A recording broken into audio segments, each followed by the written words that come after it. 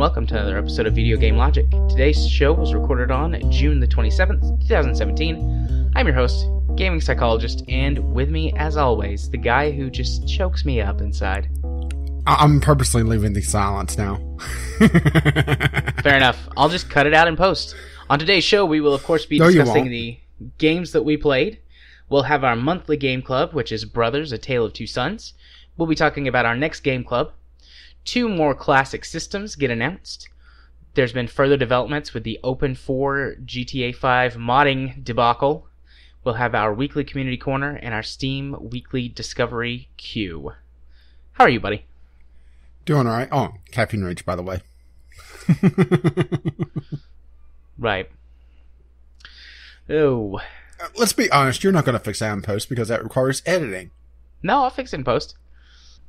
The listeners aren't going to know what you're talking about, because I'll fix it in post. Actually, I do fix plenty of things in post.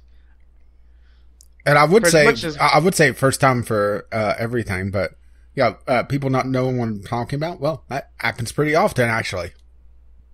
Yeah, for as much as, I've definitely said this before, for as much as I joke about being lazy, I do actually put a decent amount of work into most episodes of the podcast. Absolutely, some weeks I'm like, rushed for time, and it's like, all right, we'll do this quick and dirty style.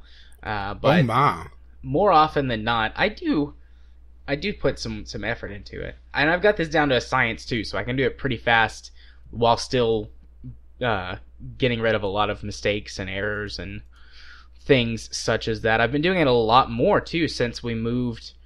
Since we moved, and I got a new job, and I have a better schedule and more time and all that, I can put a little more effort into it. So these last, dozen or so episodes have been much cleaner and better sounding throughout, just because I'm putting a little bit more effort into it than I was before. Better sounding, so you're just muting my track altogether, right? Sometimes. Sometimes I mute mine, though. It depends on who's, doing the overlapping talking, how it all works. There's a little bit less of that. There's still plenty of it, but there's a little bit less of it. Because sometimes you and I both will just be like, blah, blah, blah, blah, blah, blah, blah. It's like, all right, one of these tracks has to win out, or I have to split them up so that one person talks and finishes, and then the other person starts. And I do that a lot more now than I used to. In fact, I used to never do that. But now I actually do that. So, I still leave some of the talking in there because, you have to. And also, it's more natural. Yeah, it's more natural, and I prefer a more natural sounding show as opposed to a more cut up sort of scripted's the wrong word, but you know what I mean. Like those montage. Shows where it's like there's never any mistakes, and it's like cut segment, cut segment, cut segment. And I prefer the flow of natural conversation. But sometimes one of us is making an important point, and the other one butts in, and the other we just talk over each other. And so I try to fix those now. If we really wanted to be professional, though, we would actually have some sort of signal or, just learn to not talk over one another. Yeah, but where's the fun in that? True. I've started adding minor sound effects here and there to denote certain conversational cuts. It's just a super simple, I think I've mentioned this before too, it's a super simple, static sound that I heard on another podcast that's really good at, it's not even a half a second, but it's just such a perfect cue, and it's like, okay, we went from one conversation thread to another one, and something got cut out because it didn't make sense. So I've been doing that a lot more now. And there's less elevator music overall, because that was starting to feel kind of stale to me. It still exists, and it gets put in there, but less now. I'm a little shocked that you haven't stolen the NASA beeps yet from, now the defunct Boosters in Space tape. Nah. I like the static sound effect. I don't know why, there's just something about it. It's just like that white noise. White noise is very comforting to me. I prefer brown. But no, I'm actually not joking. Is there brown noise? Yes. For real? I've never heard of that before. It's essentially a lower octave. Oh, okay. Yeah, I use a white noise generator. It's also very different from a brown note. Okay. And you have no idea what I'm talking about, do you? Not a clue. Brown note is the mythical thing of a certain tone that would make someone shit themselves. Oh, interesting. But let's see. Brown noise. Here, I'm going to send you a YouTube link. welcome to the musical portion of the podcast, everyone. Let's see. Yeah. Well, assuming musical is just background noise. There you go. Brown noise. 8 hours of brown noise for relaxation and... Well, this is just the first link I grabbed. Because I usually use an app. You thought I was joking about brown noise, didn't you? There's actually pink noise as well. Cool, I guess. Is that an octave higher? Yeah. Okay. And I'm not sure if it's exactly an octave. It's just, it's lower than white. Right. It's brown. I gotcha. Interesting. Well, yeah, this has been the behind the scenes and musical portion of the podcast. Well, if white noise is your idea of music, then you need to get out more. Fair enough. We're probably most likely going to have a shorter show this week. I'm about to go on vacation, and so I have to edit this a little bit quicker than usual. And in theory, I'm going to have surgery Friday. Yeah, so we got a lot of stuff going on. Yeah, just a little minor thing on my part, hopefully. Yeah. But hey, if I drop dead, then the podcast will probably get a lot better. Oh, that's funny, but I would be very sad. Yeah, you'd have to actually go hunt for news for a while until you find someone else to do it. I could probably get Kyle to do it. But I would miss you. Don't die. Welcome to the morbid portion of the podcast. Anyways, we've got something like we've got something like a 2.5 hour show planned. Maybe a little bit shorter because some of these topics are kind of hit and miss on how long they're actually going to be. So we might as well just plow on through it. Rage, what games have you played this week? What? I was actually supposed to talk about games I played this week instead of just talking about random colors of noise?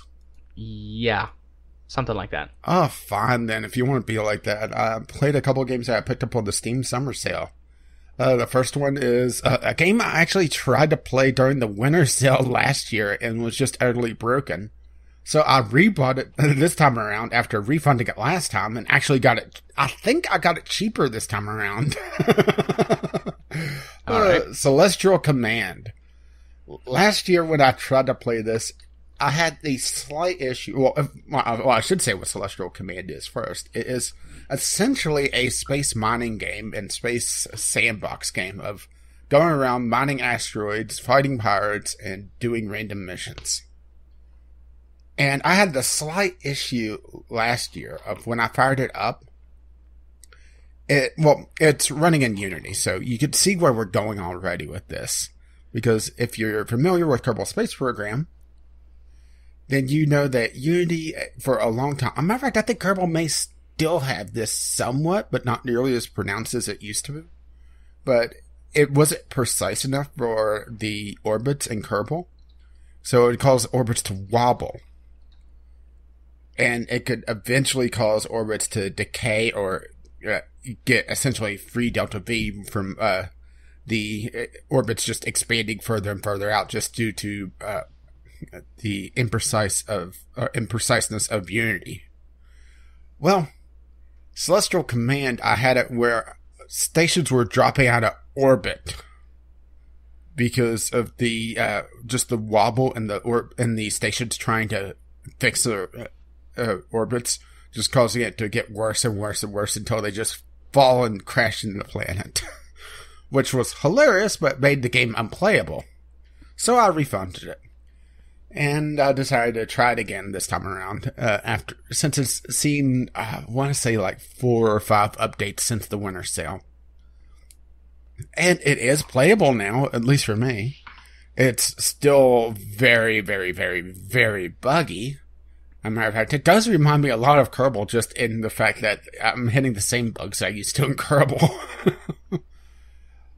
But let's see. The main thing I'm having an issue with right now is shipbuilding is a little bit finicky, but it's also a very early alpha right now, so it is still at the point where it's playable, so, I decided to hold on to it. And I just refunded another game that I could actually put on the game list now that I think about it, and I will. Okay. I'll talk about that at the end of things. But there's not a lot really to talk about this because it is still in an alpha state. It's a matter of fact, this is a game that I'm surprised Jared hasn't ended up talking a lot about because it is space mining, and yeah.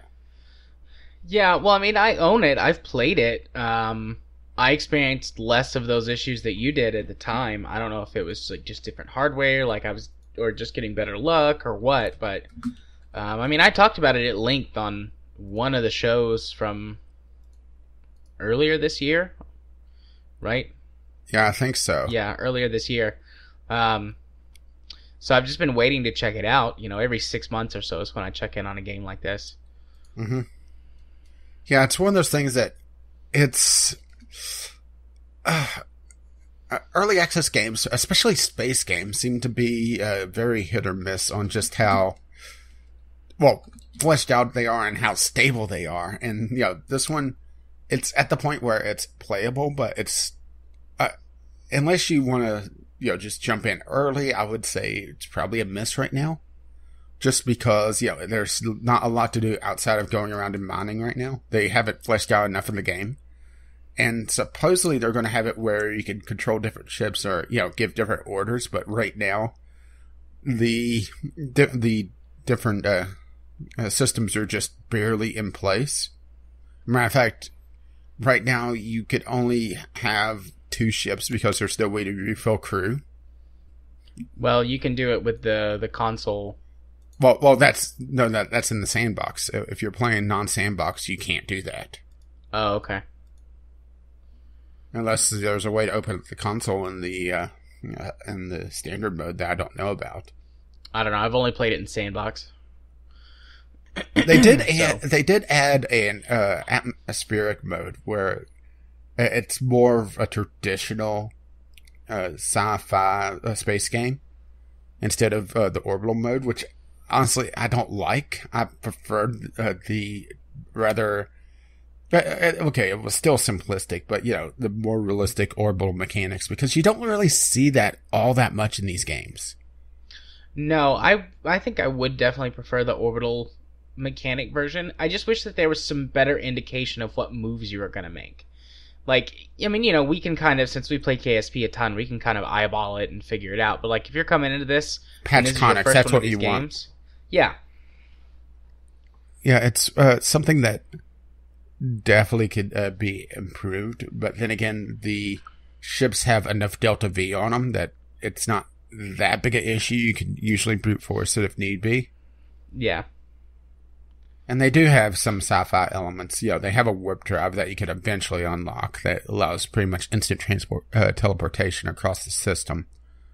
But that's basically in-game stuff and requires essentially building a whole new ship to be able to really make, because it's a rather large module.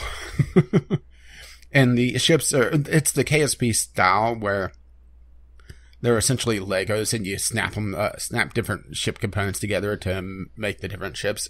But it's all essentially 2D. I mean, there is a 3D component to it where you could rotate around and look, but everything's moving on a 2D plane. So there's really no point of moving out of the pseudo top-down perspective. That's not saying that the game's bad. I do like it. It's just, it's still very rough. Yeah. But hey, the stations aren't crashing now, so, they got that going for them, which is nice. Indeed. Speaking of stations, I'm actually going to move the game that I added to my list to the second one, since it's a nice transition. Stable Orbit is a game I also picked up on the Steam sale, and I refunded. Keeping up the tradition of buying a game, trying it out, and then refunding it. The Steam way of playing games.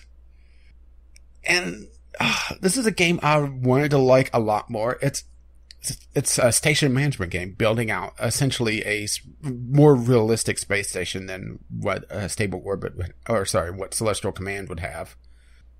But the thing is that it's very, very, very, very basic right now, to the point where if you get over the initial hump of just getting the station life support going, that's it, you've won.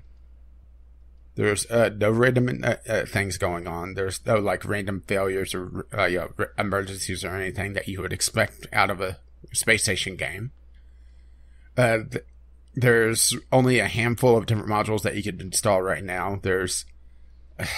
It's just very, very, very early in its early access run. So I decided that I'm going to hold off and see where they go with this game. And I do know that they're adding another patch next month that's going to add a lot more communications, and it's going to have the initial random elements of like space weather. I think is the focus of the first major patch, or the next major patch, I should say, because it's not the first, which is interesting. But yeah, the main problem with the game right now isn't the fact that it lacks the random element that most management games have to throw you off your kilter, to force you to plan out that what if scenario that a good management game should. It's the fact that there's really nothing to build with. There's one size of a habitat module. There's only a couple trusses to build out your space station. And this is a realistic style space station. Think International Space Station. Matter of fact, I'm pretty sure one of the screenshots, if it's not the International Space Station, it's a close analog. Yeah. Yeah, you can see what I'm talking about, where you see the same modules repeated over and over and over again, and it's disappointing how shallow it is. Yeah, I mean, I've got this game on my wish list. I've been I'll probably end up for a while now. I'll probably end up trying it again later on. But this was on my games I wanted to pick up, and I picked it up and tried and put it back down. Yep. Which was a shame. Yeah. So far, when I get to it, I've got one of those that I'm on the fence. I'll probably talk myself either into or out of when I talk about it. But we'll get there in a few minutes. You've still got another game. Yeah, the third game from the Steam summer sale is Enter the Gungeon. A bullet hell roguelite that I've really been enjoying. Granted, it's tough as hell, but then again, it is also a roguelite. So that's usually par for the course for these games. I mean, it's very rare to see an easy roguelite because, that's kind of, the style of things. They're supposed to be difficult. And this is a bullet hell version of, essentially it's the last levels of Binding of Isaac, really. Only, that's the very beginning of the game, and it's a 2D, essentially twin stick shooter. And it has a lot of humor in it. It's basically Devolver Digital when they're not going overboard and trying too hard on their jokes. Right. Because it is a Devolver Digital game. And it's really interesting on some of the things that they have with it, where you could upturn tables to provide temporary cover, but if you're not into bullet hell, you are going to have a lot of problems with this game. And I'm only at the point where I'm routinely getting to the first boss and usually getting to the second floor, but not always, because some of those bosses, there's a set of 3 bosses on each floor, and it's just luck of the draw which one you get. The king, the bullet king that you could get, he is rather tough. He throws out, as you may imagine, a lot of bullets as he's sitting on his throne, basically just hovering around shooting you. Let's see, there's also the Bullet Brothers. That's, a good bullet and a bad bullet. And then there's this Gatling bird that flies in, picks up a Gatling gun, flexes to shed all its feathers, and just starts going all heavy weapons guy on you. Nice. But it does have a really good sense of humor. I've enjoyed it so far, and there's a lot of little references that I've picked up here and there. Just usually it's in the lore of the guns, and that's one thing that I've noticed is that they're a lot more. I guess the proper term is giving with some of the info, because one of the main things about a roguelite is that it's steeped in just mystery. That you pick up a gun or a weapon or item or whatever, and you have no idea what it does half the time. I mean, that's the staple of these games, really, where it's that mystery of, okay, well, I could try to guess what this does based on the name of it, or maybe the little bit of flavor text that pops up. But outside of that, good luck. Well, this, you have the Ammonomicon, if I call the name of it correctly, that covers all of the guns, all the items, all the passive items, all the active items, all the enemies. Some of them are just, little bits of lore, and other times it tells you pretty much what the gun does, or what to expect from it. And it's a nice change of pace for the roguelike genre, because I will have to admit that even though I do like roguelites, for the most part, I mean, there are some that I really don't like that are pretty much staples of the genre. Like, I didn't really care for Rogue Legacy, to be perfectly honest. It's nice to be able to see a game that actually gives you some info on what the hell is going on. Yeah. Because if you go through, a couple of different roguelites, or, step away for a while and then come back, you forget a lot of that, because these games have tons and tons and tons of items, to the point where it's just an information overload, and trying to remember it all is really tough, and a lot of times you really can't remember it all. Like Binding of Isaac, if I go back to it right now, I would not remember half the items. And some of them are really tough to remember whenever you're in practice, before you even get to, okay, what does this astrological sign does? Because I remember Taurus occasionally causes you to get angry and you could charge at things. But what does this one do? To hell with it, I'll pick it up. Oh crap, that was a bad one. Right. Well, so I haven't played it, but I also bought this game. We had a little powwow the other night, and we talked about a bunch of games that we should take a look at, potential game club things, co-op, recording stuff, all that jazz. And Enter the Gungeon is, normally I hate this sort of thing, but something about this game, I don't know if it's the theme or the fact that as far as roguelikes go, it does give you some more information. This is not roguelike. And Sorry. Those are two very different things. But anyways, like, it just has always struck me as like, this might be one of the games that, even though I typically don't like this sort of thing, I might like this one. And I'm kind of, This is a lot more action-oriented than a lot of roguelites. Yeah. And I'm all right with bullet hells. I used to play a ton of them when I was a kid, and not so much anymore, but it's not a gameplay mechanic that I hate. So, here's to hoping that it was good. And at the very least, it'll provide some interesting discussion, potentially on a game club or something. Yeah, if I don't like it. Yeah, sadly, the co-op is local only, which is disappointing, but I could understand why. Because, there's just no room for lag in this game, to be perfectly honest. Yeah. And it's very tough to do a bullet hell game that has an online component. I mean, it's possible, but, it requires a very, very minimum of lag. Or doing some trickery where it's local for both players, and then the game tries to make an amends between the two different versions of the game. Yeah. Which could lead to some oddities. So I could definitely understand why they have local only for the co-op, even though I would love to have this be online co-op.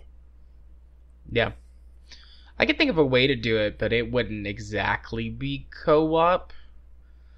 I don't know. What I'm thinking is, like, there's 2 lanes, and each client, their own lane, they're only interacting with their own lane, and, like, you have to progress together, and, like, the other person could do something to help the other lane. Maybe not, like, shoot into it, but, I don't know, there might be certain items or something you can use to help the other player out, and you have to advance together. But that kind of fundamentally changes the game, and also it's not super co-op-y. Yeah, you're talking about essentially the beginning of Portal 2. Yeah, something like that, except in bullet hell. But anyways, yeah. Yeah, I'm trying to think of anything else to really say about this, because I'm only barely scratched the surface. And I'm coming up, blank. Shooting blanks, huh? that is something in the game as well, is that you're given blank bullets that are essentially a screen clear. Well, they are a screen clear. And, right.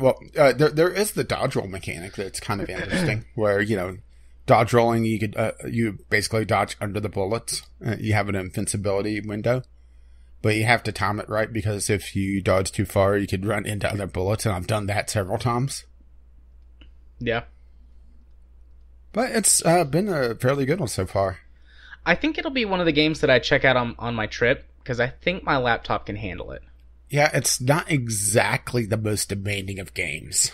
It is a surprisingly large install, if I recall correctly. Let me actually go double check that, because obviously I have it installed, because I kind of have to be able to talk about it. It's 1.25 gigs. That's not too... I mean, well, that's kind of big for a game like this. Usually these games are... Well, that's the thing, is that it's big for a game like this because it's all pixel graphics. Yeah. That's why I was a little shocked at just how big it was. That's what she said. But So, something you've never heard. Touche. Okay. Well, then now it's my turn. I have 5 games to talk about. All of them, 4 of them Steam sale games, and 1 of them was a gift. So, first off on my list is The Division. Now, I really like this game a whole lot. I bought it when did the Steam sale start? I bought it the first day. Wednesday? Thursday. Last Wednesday? Last Thursday. So since last Thursday, I've played The Division for 12.8 hours. So yeah, somebody's got a case of the dollar flu. Nice. I like that. So I'm into this game a lot. The best way to describe it is Destiny with real guns in third person. Like, as someone who now has played both games, they are almost the same game. Go to area, clear out area, complete story missions, get resources to build your stuff up. The Division has got like this base building mechanic, which is basically like a separate thing that you level up. So like you get your own powers and everything as you level up, but building up your base gives you additional powers and makes your character stronger all around. So you got kind of 2 things that you're leveling up, which is kind of nice and I kind of like. But there's really not much that goes on at the base other than crafting and leveling it up to get new abilities and power-ups. Yeah, and if I recall correctly, some of the base was just absolutely pointless. Some of the level ups, well, at least when I tried it out on a free weekend, there was obvious ones that you should pick right away, and there was some level ups that were just, wow. Like the shooting range, for example. Well, all of them are useful. Like the shooting range, like actually going to the shooting range and testing out guns is pointless. But it does give you a boost to your weapon skill, so all of your weapons do more damage after you unlock the shooting range.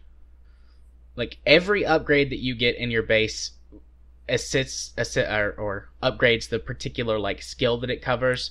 There's the med wing, which boosts your health and your resistances to damage with every upgrade. There's the security wing, which boosts all of your weapons and your weapon skills and bonuses that you get as you level up. And then there's the tech wing, which boosts all of your abilities, makes them all more powerful. And they're pretty significant boosts. Like I've played mostly solo, so my build is based around sort of from Borderlands, the soldier who has the turret and things that like can help himself out. Mm-hmm. That's what my build is based around. And one level up in the security wing, like one of the bigger ones, made my turret do 5 times more damage with just that one upgrade. Damn. So, I mean, certain upgrades, like the more expensive upgrades give you bigger boosts than the smaller ones, but even the small boosts add up over time. So, I like the base building mechanics. It gives you a little something extra to work towards because, I mean, this game is a grindy MMO. Like, anyone who tries to tell you otherwise is lying to you. It is a grindy MMO. But I really like the looter shooter MMO thing that has been developing since Destiny. I really like that. And so I really, really like this. I'm not gonna like one of the biggest complaints that I hear people have, and I'm not gonna knock them for those complaints. This is not me like saying that they're dumb or whatever, but people do complain like, well, I mean, this is real, and like real people can't survive multiple headshots from high caliber sniper rifles. Yeah, like all the enemies are bullet spongy. Totally get it. Not saying those people are wrong because they're completely right. I just think you have to be the right kind of personality for this kind of game. And I am. I don't worry about my weapon stats. I like this gun in real life, so I'm going to use this gun until it actually becomes useless, or until I find another gun that I like in real life. And that's just kind of how I'm doing it as I'm leveling up. And I like it. It's fun. I tend to like go to the extremes. You go to the extreme? My primary weapon is a shotgun, and my secondary weapon is a sniper rifle. So I've got super close range and super long range, and then I've got my turret for medium range defense. But I mean, this has kind of become my everything game this last week. So playing it solo, it's a good like podcasting game because you can just run around and do side missions because obviously it's a Ubisoft game. So there's 13 million things in the city and 100 missions to clear on like every city block and farming to do and collectibles to get and all that. So, and don't forget all the collectibles respawn. Yep. So if I want to just like listen to podcasts and kill some stuff to calm down or chill out, which I needed to do this week. I had a rough day at work on Monday. I ran around solo in the division for like 3 hours listening to podcasts and doing random missions. But because it's a online MMO looter shooter, if I want to hang out with friends and play the game, it's incredibly fun. Me and Ghost and Spaceman and Cube played this for like, how long did we play for? 4 hours total on Sunday night. We played for a little bit. Like I randomly stumbled into this. Like I was playing by myself, waiting for us to record, and then Cube. I got to talking to Cube because he had just bought it, and he was like, "Can you help me?" And I was like, "Yeah, sure." And then Spaceman and Ghost both saw that I was playing and showed up, and then we started playing for a while. And then you and I went and did our thing, and then I came back, and we stayed up until like 3 playing. So we played for like 4 hours Saturday night, and it's just fun. I just love everything about it. It's definitely not a perfect game. I've got problems with it, and I haven't tried out. Like I haven't been to the Dark Zone yet. I haven't seen any of the in-game content, so I don't know if it gets boring. And I haven't tried any of the other modes, like what is it, survival mode or whatever. Essentially, the King of the Battle Royale thing. Yeah, I haven't tried that yet, so I don't know if that's any good. But I mean, just this experience that I've gotten so far, I really enjoy it, and I'll probably enjoy it at least through the rest of the single player content because I do find the story pretty compelling.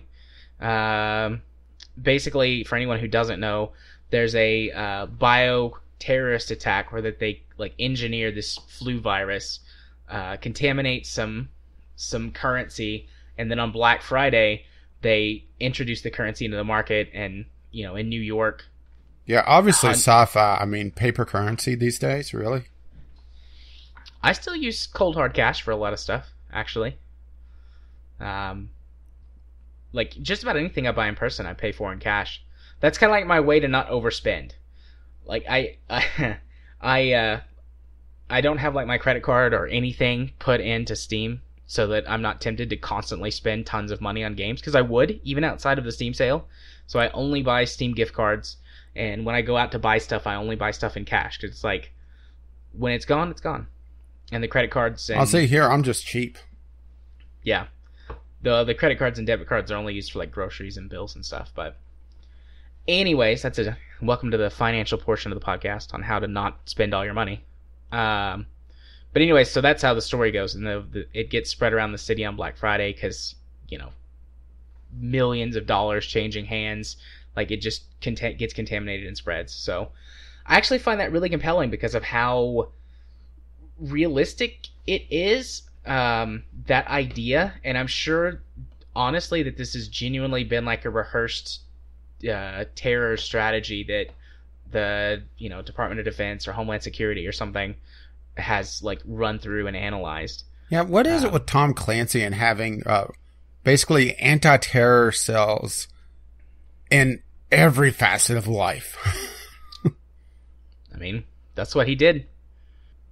But I mean, I'm really, really enjoying this game. And if, even if it dies off in the end game, I suspect it'll probably take me 30 or 40 hours to get through the story mode. And I think I'll enjoy that 30 or 40 hours. So I'm pretty confident this was a good purchase. I did buy the gold edition, so it was like $36. But I mean, I wanted all the DLC and everything. And I figured, what the hell? Why not?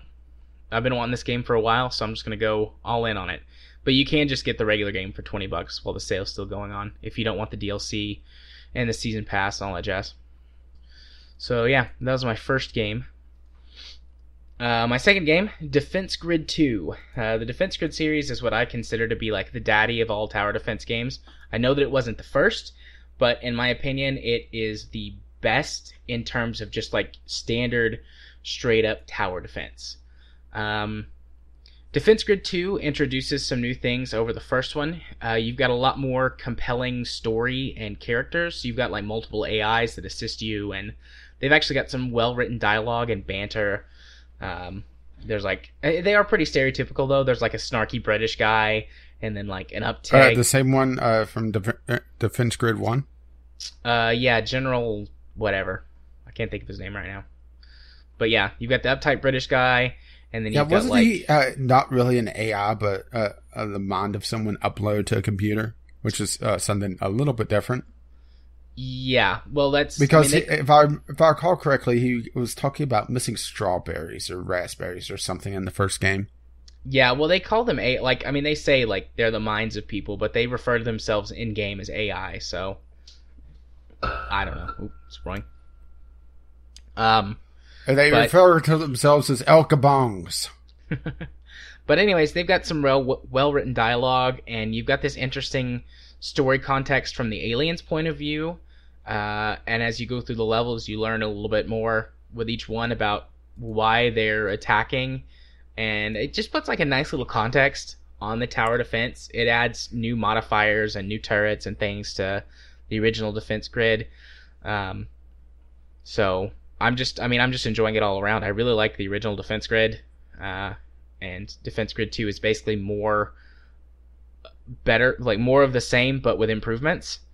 It also does have a pretty large community that creates custom maps and things for it, which you can just download either in the client game client itself, or you can get them off of the Steam workshop.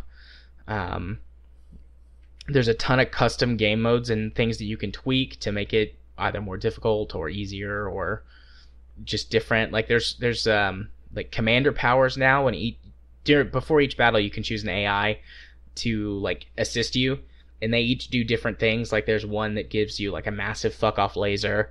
There's one that makes your economy run a little bit faster. There's one that makes your turrets a little bit better. So it just, depending on what your playstyle is, you can choose a different AI. And there's more than that, but I haven't gotten through the story yet. I haven't unlocked all of the abilities. It's also got this neat little scoring system, which I didn't think I would care about, but I find myself constantly comparing my score to the other people on my friends list that have this game. Like, oh, can I beat him? Can I beat him? And most of the time, probably half the time I do. So I actually, like, normally I don't care about that stuff, but it's just like constantly up there in the corner, like egging you on, like, with less, you could do more with less turrets if you really want to beat that score. So that's actually pretty compelling. And even in the campaign mode, you can choose a whole bunch of different options. Like, if you don't like any of that stuff, if you just want to go with straight up the original Defense Grid rules, you can play the missions with the original Defense Grid turrets and, no hero abilities or anything like that. So it's nice. It's got a whole bunch of, customization options. You can basically play it your way. Plus, it's, Defense Grid. It's just great, straight up tower defense.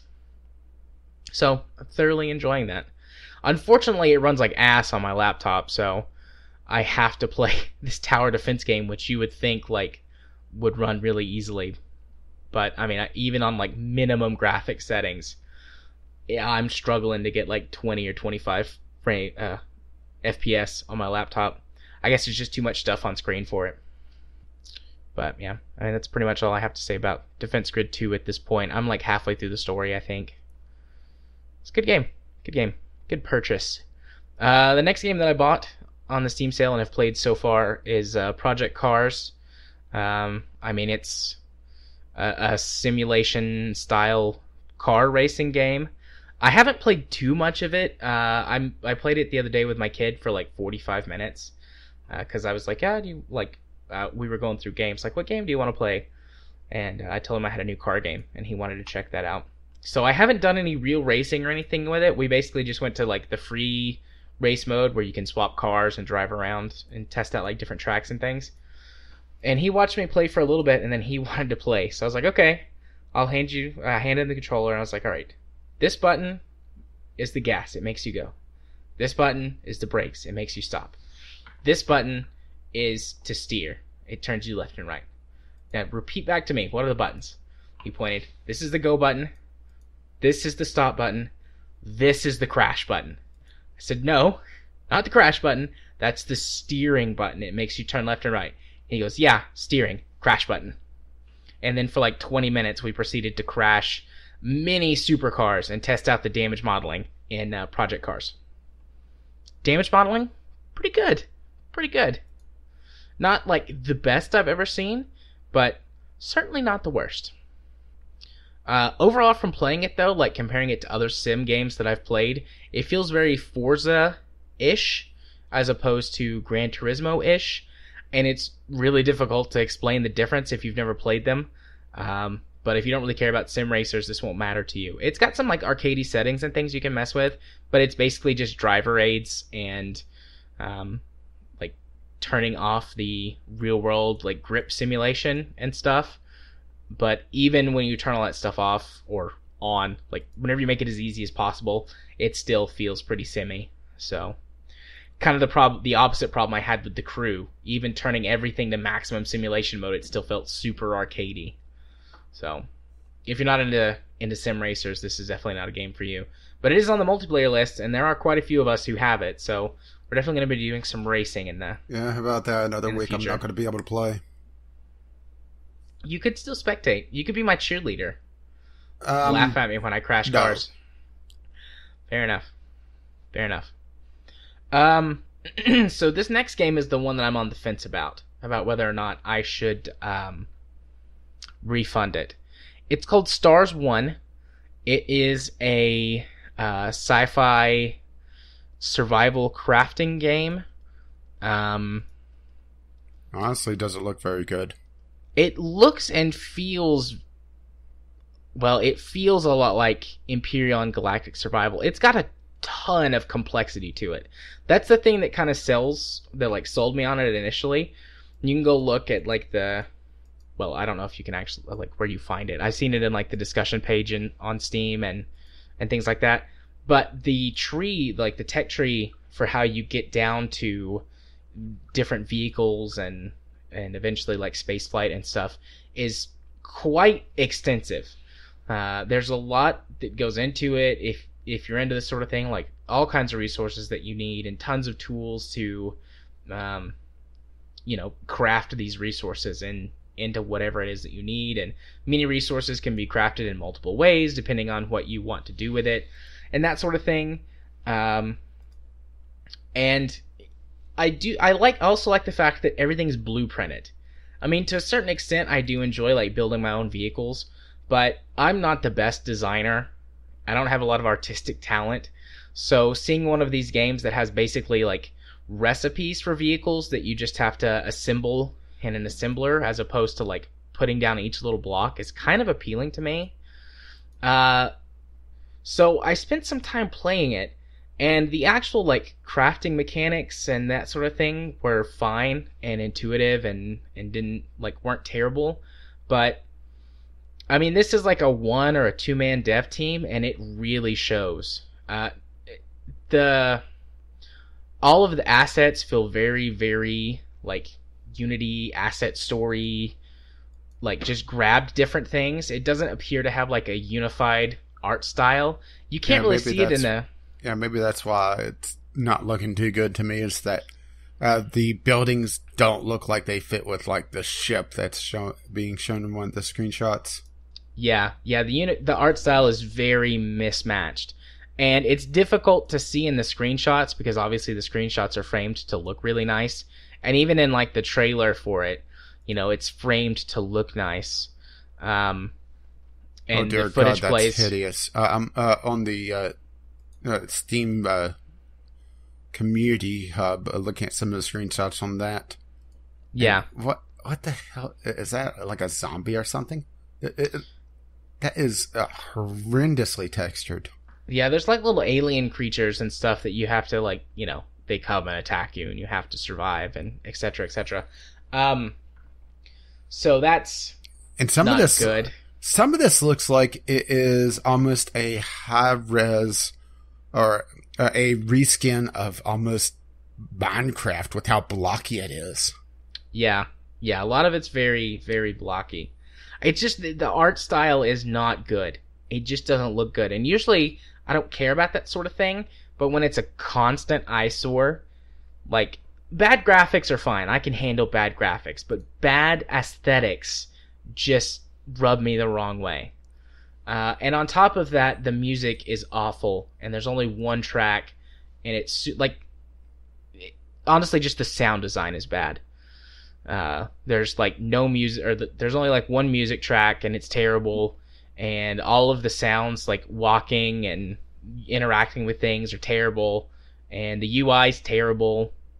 It's all bad. Like the guy who made this is obviously like a big fan of these types of games, and he's probably a pretty good like programmer, and pretty all good. The buildings look like they're photoshopped into almost an Unreal-esque world. Yeah.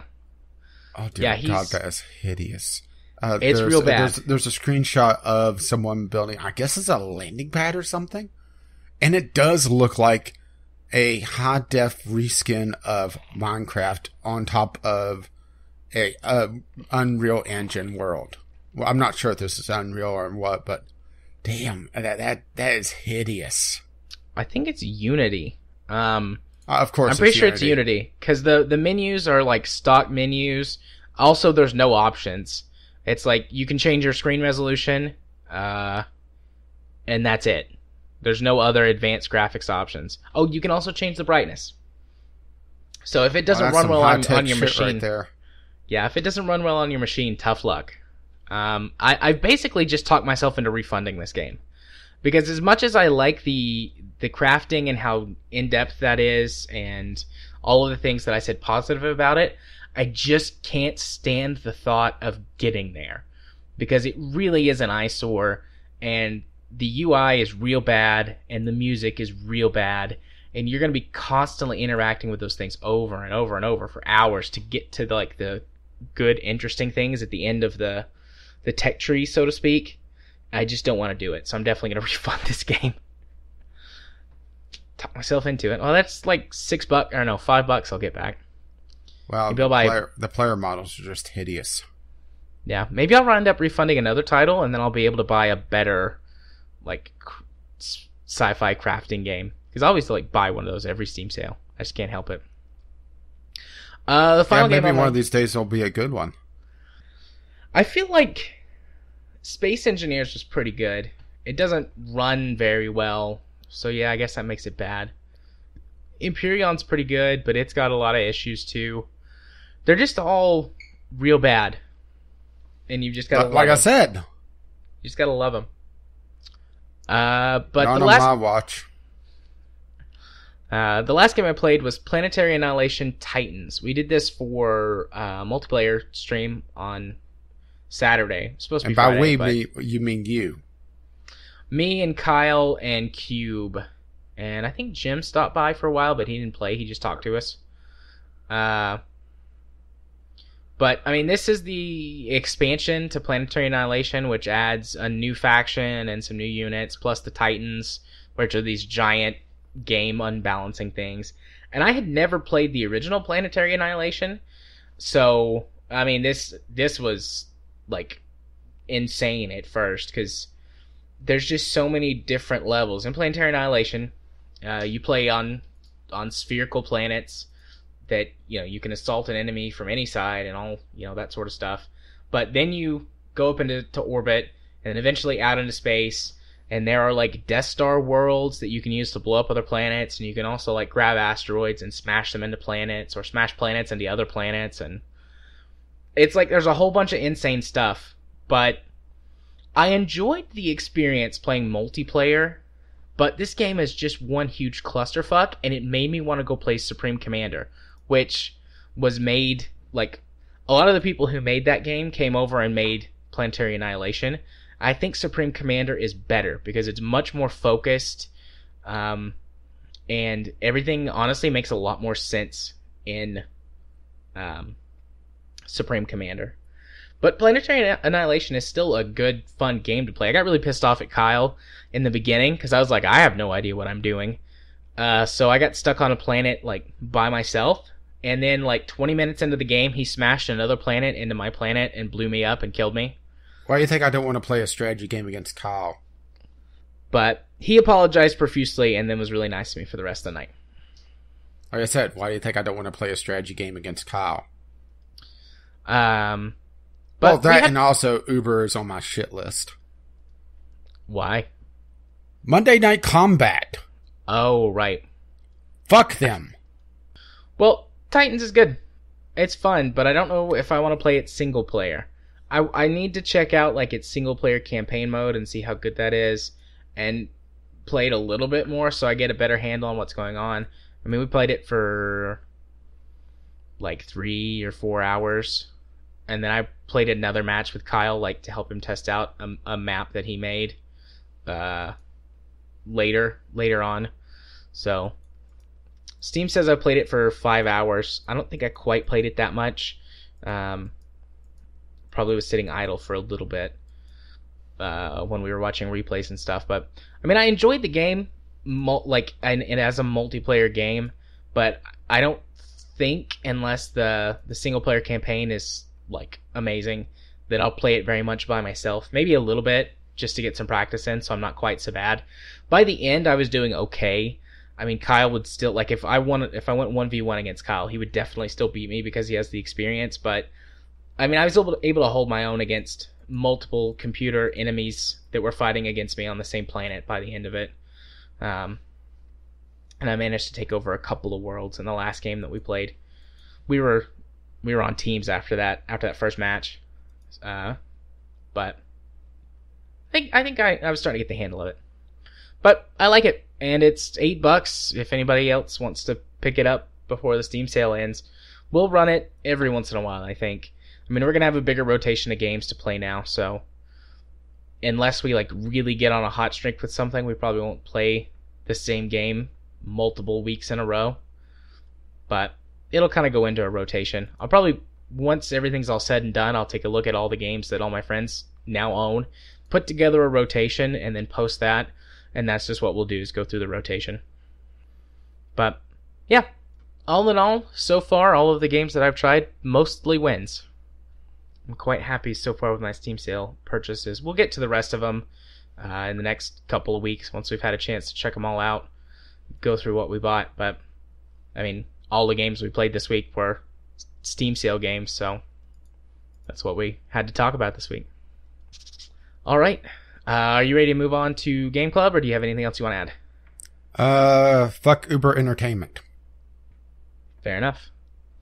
Well, then let's move on to talk about this month's Game Club, Brothers: A Tale of Two Sons. So I posted a tweet earlier today asking if people wanted to guess how many times I cried while playing the game. And as of right now, no one has gotten the correct answer, although there were a couple of fun joke answers. Brothers is definitely a heart-wrenching game, that's for sure. And when we get to the end, if I haven't said it already, I'll say exactly how many times I cried. And if anybody wants to respond, well, I guess nobody will hear this until Friday. If I get any more responses between now and the time that this goes live, and the guess is right, I will still honor the my promise, which was that I'll buy you a game. Overall, though, what do you think about Brothers, Rage? Oh, I really liked Brothers. It definitely is a very, very short game, and I have trouble justifying the purchase price, the full price. But as a sale game, I definitely think it's something to pick up because it usually goes on deep discount. I mean, I got through it in under 2 hours on my replay, and I would say, well, I originally did it on my channel, and I think I did it in under 3, and that's with talking and bullshitting as well. Yeah. It is very short. My only time playing through it took me about 3 hours. I played this over the course of a couple of days at the clinic, so I would have to stop, and every once in a while I'd have to stop, so I would just leave the game sitting there. So that kind of added a little bit onto it, but I'd say my actual playtime was probably 2 hours or so. So it's very, very short, but very, very impactful and well designed. I almost said well written, but the dialogue that is spoken in the game is that kind of Simish. I mean, it might be a real language, but it's definitely not English. It's that kind of. Well, Simish, you can definitely pick up on the names of characters, but because it's a foreign language, it's one of those that you could pick up on the names, but I don't remember them at all. Yeah, I just big brother, little brother, dad, and then the various other the giants and things like that, spider lady, all those things. Do we want to go through the whole story, or do we just want to talk about each aspect of the game and the discussion will go where it goes? Well, let's talk about the story overall. It's really a journey story. Yeah. Not so much the destination as it is the journey between home and, well, the tree of life. Yeah. Or the healing tree, or whatever you want to call it. Because you're not really going to the tree, you're going to a fountain in the top of the tree. Not sure how the fountain got there, but details. Magic. I mean, this world very clearly has magic in it, so... Yeah, and magic. Also, the world kind of sucks. The world definitely sucks. Once you get out of your little starting village and the immediate surrounding area, the whole world is a huge shithole. Pretty much from the point that the giant tosses you down into that spring or whatever it is, so you can go save. You mean the fungi? Yes, he has fungus growing on his back, and other places, I'm sure. Ugh. But yeah, once he tosses you down... well, his wife was a bit of a slut, what can I say? Good job. Yeah, but from the moment he tosses you down to go you don't know it at the time, but once you're going to save his wife, well, it's pretty obvious that you're going to go save at least someone close to him, because his house has 2 beds. Yeah, his house did have 2 beds, and I was wondering at first, because he was crying at first, I thought that his wife or whoever was dead. That was my initial take on it, but then later you discover that you're rescuing his wife, and so that they can be happy ever after. Yeah, that's something that is kind of a running theme for most of the game, is that there's a little stories of the brothers improving people's lives, or having an impact, which you've missed most of it seems, because I talked about before we started recording the hangman, and you had no idea what I was talking about. Not a clue. Apparently there's a lot of little secondary side things that you can discover if you, I guess, interact with more people. I felt like I was interacting with lots of stuff, but you mentioned several things. I'm I didn't see that. I don't know what you're talking about. Well, the most obvious one is the hangman, which was in the chapter with the inventor, with the hang gliding section. Yeah. After you leave, I'm trying to think what the section is before it now, because it kind of all runs together because it's so short. You don't really stick in a particular section for a long time. Yeah. But right as you start that chapter, there's an little alcove where you see a guy with a rope around his neck standing on a stool. And next to the tree is a burned out house with 2 bodies covered up. Obviously his wife and child had died in a house fire, and he was committing suicide. And you could go in and with the older brother and hold him up while the little brother shimmies up the tree and cuts loose the rope so he doesn't commit suicide. Then you go into the ruins of the house and find a music box and bring it to him. And it reminds him, of the good times.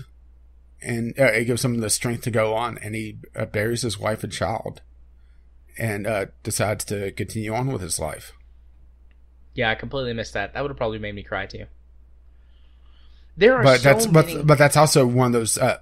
there's a lot of little instances where you have to act rather quickly to do something.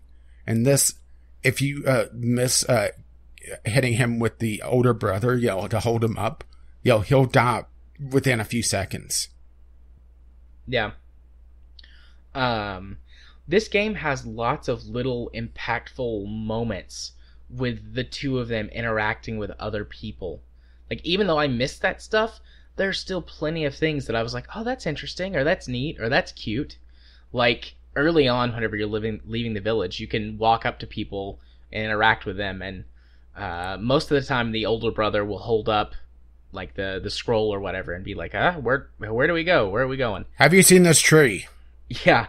And so there's this old lady in a rocking chair, and like he shows her the thing, and like she points in a direction, and it's like, okay, but then if you walk up to her with the little brother, like he rocks the chair with her, and like they laugh, and it seems like they know each other, and this little brother's like, hey, old lady, I like you, let's play for a minute. And that was really cute. Or like a little bit farther in that same section, there's a guy who's playing a harp, and you can walk down and each of the brothers can try and play the harp. And I think it's the older brother doesn't know how to play it, so he like just kind of plucks at it and the guy laughs at him. But the younger brother can kind of play a song, so he plays a little bit, and it's cute, and the guy's like, oh, yay, and he claps for you. Stuff like that. It was just like really neat, and those little interactions are sprinkled throughout the story, and I really enjoyed it. Yeah, like another one you nice missed world character building was late in the game. Do you remember the turtle? Yeah. You could save its children in a little area right next to it. You find its children all stuck on their back, and you basically carry them over to the water and let them slide down into the water and swim over to their mother. So that's another little section that you missed. Yeah, there's a lot of stuff you could interact with in the game that I was surprised you could, and some of it was like kind of nonsense, silly interactions, and some of it did things. Yeah, there was a couple things that wasn't obvious what it did initially, and would pay off later on. Like the bird cage was probably the biggest example of that. Yeah, it's in I think the 2nd chapter where you go up with the older brother, and he'll just tap on the cage and like pretty bird, and the little brother would open up the cage and let the bird fly away. Well, you'd think, well, the little brother just screwed up. Well, later on, it's actually after the inventor once again. There's a telescope, and if you zoom in on a bird in a tree, you see the other bird come down, and they interact, and it's a pair of lovebirds. Yeah. Yeah, I may go back and replay it and find all of these things. I mean, it would only take a couple hours to do that. Because, I mean, some of those sound like really neat and interesting. The one that I did find that I didn't actually do, at the beginning, there's this little girl who's like got a ball she's playing with. And apparently, I mean, I walked up to her and took the ball and like played catch between like me and her. And, yeah, there was both of the brothers and her. Yeah, there was a couple of things. It's teaching you how to throw the ball back and forth for a later puzzle. Yeah. And also, you could take the ball, run away with it, and throw it down a well for an achievement. Which I didn't do. I didn't know it was an achievement. But like I just played catch with the girl for a little bit, and then I was like, bye bye, and we went on our merry way. So controlling both of them at the same time, this is more mechanical. It was a little bit weird at first because just like your brain is not trained or used to doing that. Like you're very used to control, even if you're controlling multiple characters at the same time. Typically, there's always like a leader, and the other characters follow the leader. So yeah, which I ended up doing naturally, just because it's easier to have the two brothers follow one another than have them run side by side for me. Yeah. I started out doing that, but by the end of the game, I had them... Well, not by the end of the game, but later on in the game, I had them a little bit more side by side and working independently. Like, my brain adjusted pretty quickly, but for probably the first 30 minutes or so, it was really awkward. And I failed a few, like, really simple things, like the climbing section, the giants helping you climb around. Like, just without thinking, I was like, okay, this one brother's across, I can release... I actually played for a little bit with the keyboard before I swapped to the controller. Like I just wanted to see what it was like. This is not a game for not mouse a and keyboard. No, but I was like, all right, and then I released the what was it? The right control or right alt, whatever it is that controls the little brother on the keyboard, and he was still hanging. And because I wasn't thinking like, oh, he's just gonna follow, he dropped and fell to his death. And I was like, oh, well, that sucks. Let me go redo this. Well, it was a short game. Yeah, it's a real short game. Little brother died. But it was a really neat mechanic that pays off really well at the end of the game. So one of the key things of this game is that the little brother is terrified of water because he watched his mom die when he couldn't save her after she fell overboard on a boat. And that's how the game opens. Little brother's mom dies. He's like at her grave feeling sad. Her spirit comes out to see him. Or I'm not sure if that's like actually her spirit or if he's just like imagining it. I'm not really sure if it matters. I think it's memory because that plays in several times where it's the little brother thinking back on things. Yeah, but anyways, if the little brother gets in water that's too deep, he basically like panics and can't really swim. So the older brother, like you have to climb onto the older brother's back, and then he swims across. Swims across water, and you do this several times in the game. And then at one point in the story, the older brother dies. And so the little brother has to, for the remainder of the game when you're the little brother, you're just using one set of controls for him. Yeah, it felt really odd the first time I played this to suddenly have everything on the right thumbstick and right trigger. Yeah. But then you get back Which I think is also a really smart decision because that's not usually the thumbsticks that's used anyway. So for movement, so it makes it feel even more foreign. Yeah.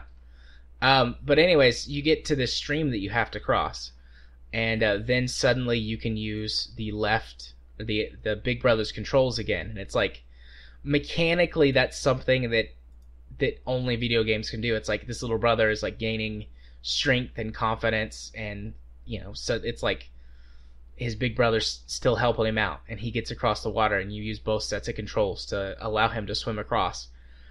That's a really well done, super powerful, impactful moment, and I wish that I had known that it was coming when I got there. Yeah, and it doesn't translate to anything else but video games.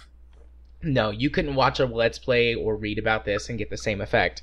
I mean, it was still moving to me, even though I knew it was coming, just because it's like, that sensation, that feeling, the way that it translates through gaming. And I didn't cry at this point. I would have bawled like a baby if I didn't know about it going in.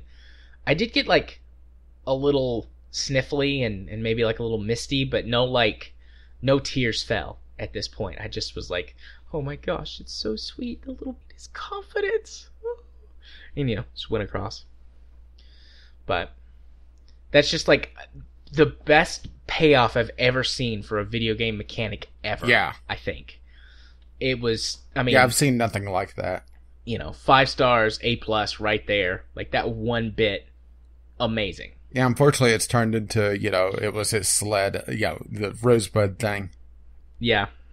where everyone's talked about it to the point where you knew about it. Yeah, which removes a lot of the impact. Like, I wish I could go back and undo all of that. I would love to be able to experience this moment fresh. Well, you know, enough vodka. Maybe so. Maybe so. But even still, it was very impactful. Really good use of that mechanic. And I really, really liked it. It really, really was well done.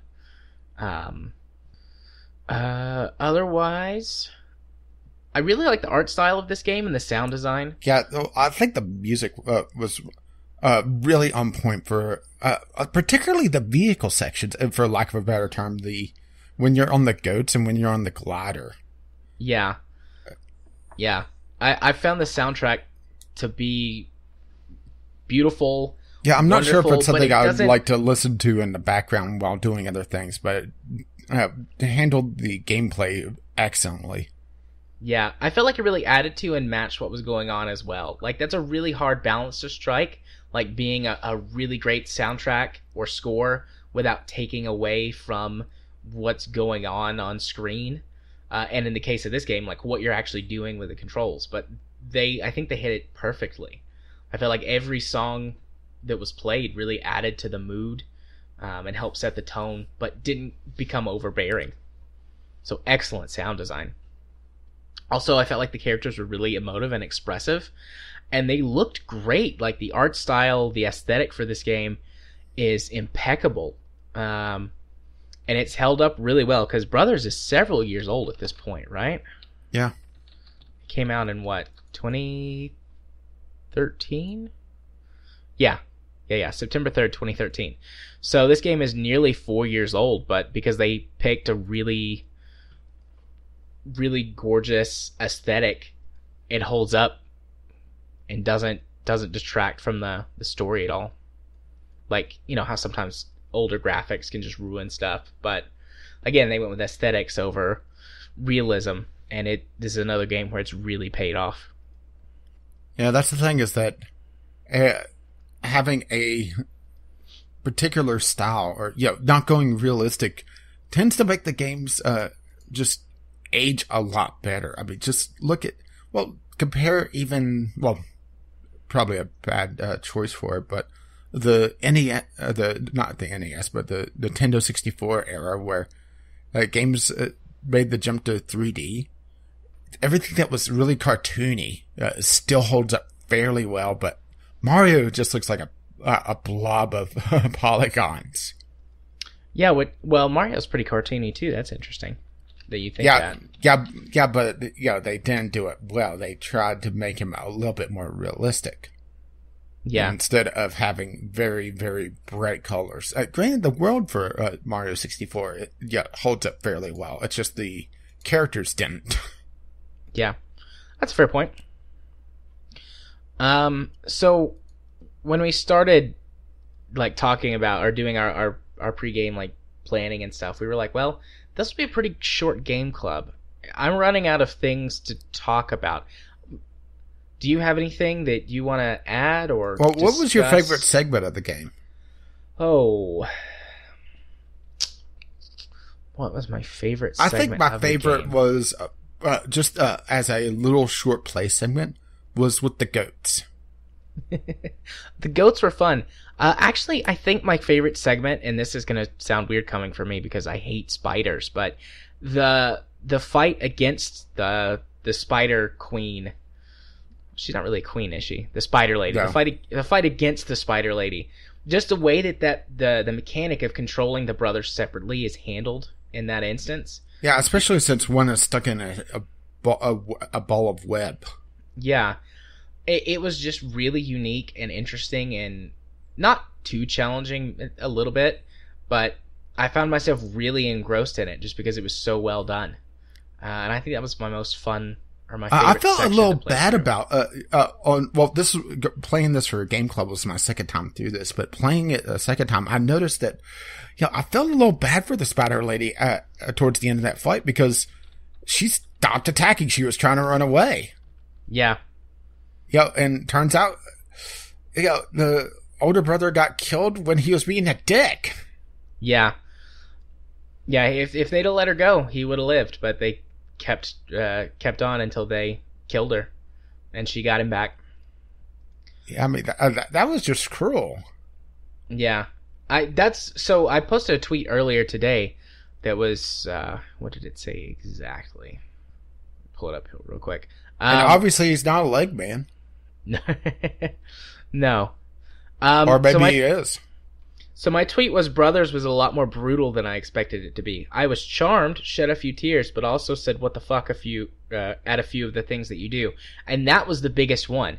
I was like, I mean, you've beat her. She's done. But you're just, you're caught up in like this sort of rage or bloodlust or adrenaline or whatever. And you're just like, I'm going to kill this bitch. And then she gets you for it. She takes you with her. Yeah, really. Yeah, there was also I guess it's not technically a griffin, but the griffin, having it down is really sad as well.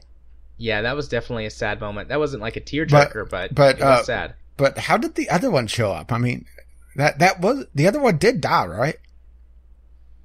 I think so. I mean, I'm pretty sure it was dead. I thought so. So where did the second one come from? Magic. Definitely magic. And that is the thing, is that I do have a couple problems with this story overall, because I'm me. Of course I do. One is just, the older brother dying because he's a dick.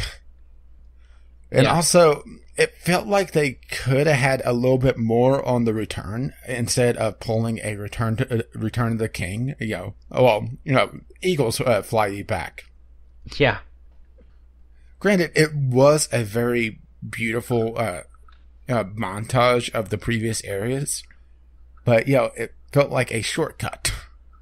Yeah. Well, it was a shortcut. I mean, there's no way about it, but I would have liked to have seen the little brother try to figure out things on his own outside of the last segment, Yeah.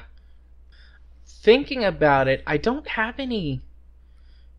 I have any real problems with this game. Oh, it's just little minor, head scratchers for me more than anything else. Don't get me wrong. I do enjoy this game. Yeah. It's just one of those things that, why did they do that? Yeah. I don't really think I have any complaints. And also, your big tip-off for the spider lady being, not human was, her doing some rather extraordinary things, but you also, your grip is just, you could squeeze the cider out of an apple. Yeah, those little rock jumping sections, it's like, all right, this is like a little bit Assassin's Creed-y, like jumping up like that and grabbing onto a ledge or whatever. Yeah, that, and also they repeat them a little too much for my taste, especially since it is such a short game. Yeah. Granted, the segment going into the giant house, where it's the same basic idea, but you're tied together with a bit of string. Yeah, from the glider, is a neat twist on that mechanic, because you've seen this rock jumping and ledge climbing thing by this time, several times already. But the fact that one brother swings around to grab the next ledge is a nice twist on things. But that said, how many broken bridges or broken ladders are in this game? All of them. All of the broken bridges and ladders. I guess my biggest problem with this game, and this is like a super major nitpick, is just like, I feel like with the game being so short, certain sections drag on for longer than they should. Like, I feel like certain sections of climbing or whatever, they just go on for like just a little bit too long. But I'm really stretching that, because I think the game overall, like the length of everything in general, is great, and it's like one or two sections in my head that I'm thinking of. It just drag on for like a hair too long, and it's like, okay, I'm tired of doing this. I want to move on to the next interesting puzzle or the next interesting bit of story or whatever. But I mean, I'm being super nitpicky. Overall, I mean, this is one of the best most solid sound games I've ever played. And honestly, it's probably down to the length. They knew what they wanted to do. They executed that very well. They didn't overstay their welcome, and they were able to tell a really compelling, interesting, and gut-wrenching story while doing it. I mean, this was like great. Like knowing your mark and hitting it dead on. I loved it. I just wish they didn't do the shortcut to immediately jump to the end. Yeah. I think I could agree with that, but again, that feels super nitpicky to me. Yeah. But yeah, good game. I'd love to play like a dozen more like this. But you can kind of see why I'm a little concerned about A Way Out, the next game from this studio. Because Brothers: A Tale of Two Sons was a very, very focused game, and it looks like A Way Out is going to be a lot longer. Yeah. I mean, they might be able to pull it off, having actually finally played this game now. I have a little bit more confidence in the studio and their ability to do something, because, I mean, when I first heard about this game, it's like, oh, this sounds stupid. A really short game, you've got to control two separate characters, like, on the same controller in a weird way, and it's all, like, just puzzles and stuff. But it's just amazing. So, I think I'll give him the benefit of the doubt, and, I mean, I'm not, like, hyping it up or have my hopes, like, super high, but I'm like, alright, I'll give you guys a chance. You did it once, maybe you can do it twice. So do you want to hear the portion or the sections of the game where I cried? Well, let me guess. Obviously, when the brother died. Yep. Most likely, I would say the burial scene. Oh, yeah. Yep, that was the one. I was sad when the brother died, but I also it's heart-wrenching when having to bury him having yourself. To bury your brother. It's not a cutscene. You're in control. Yeah, I'm actually tearing up a little bit now just thinking about it. That was another really impactful scene. And I knew that he died. I did not know that you had to bury him. And so, like, having to actually do that was intense. So yeah, that's one. I cried 3 times. That's one. Let's see. The storm. Yes. Trying to think of what the third would be. The owl? No. Well, shame it wasn't Hangman, because that would definitely be one for you. Yeah, I would have cried for that one. No, I actually cried at the very end of the game. Of course, the graves. Yeah, standing over the graves. And that one was less about the game, I think, and more about, like, just suddenly that connection. Like, as a dad, like, I would be devastated if one of my kids died. I mean, I only have one kid right now, but, like... Yeah, and that's the thing, is that it seems like a lot of what has happened in the world and with the backstory of this game is also very recent. Yeah. Because, that trauma is still very fresh seeming, at least to the younger brother. Yeah. So I want to say that, his mother just died recently. The Battle of the Giants happened very recently, just based on the fact that the owl was still alive. Yeah. And it looked like, that place hadn't been deserted for that long. Mm-mm. The frozen town had to happen pretty recently, just from the predator giant stomping around, destroying everything. Yeah. Which that giant was kind of a weird just to be there. Just a random, huh? What is that doing there? For those who don't know, towards the end of the game, you habit upon a town that is completely frozen.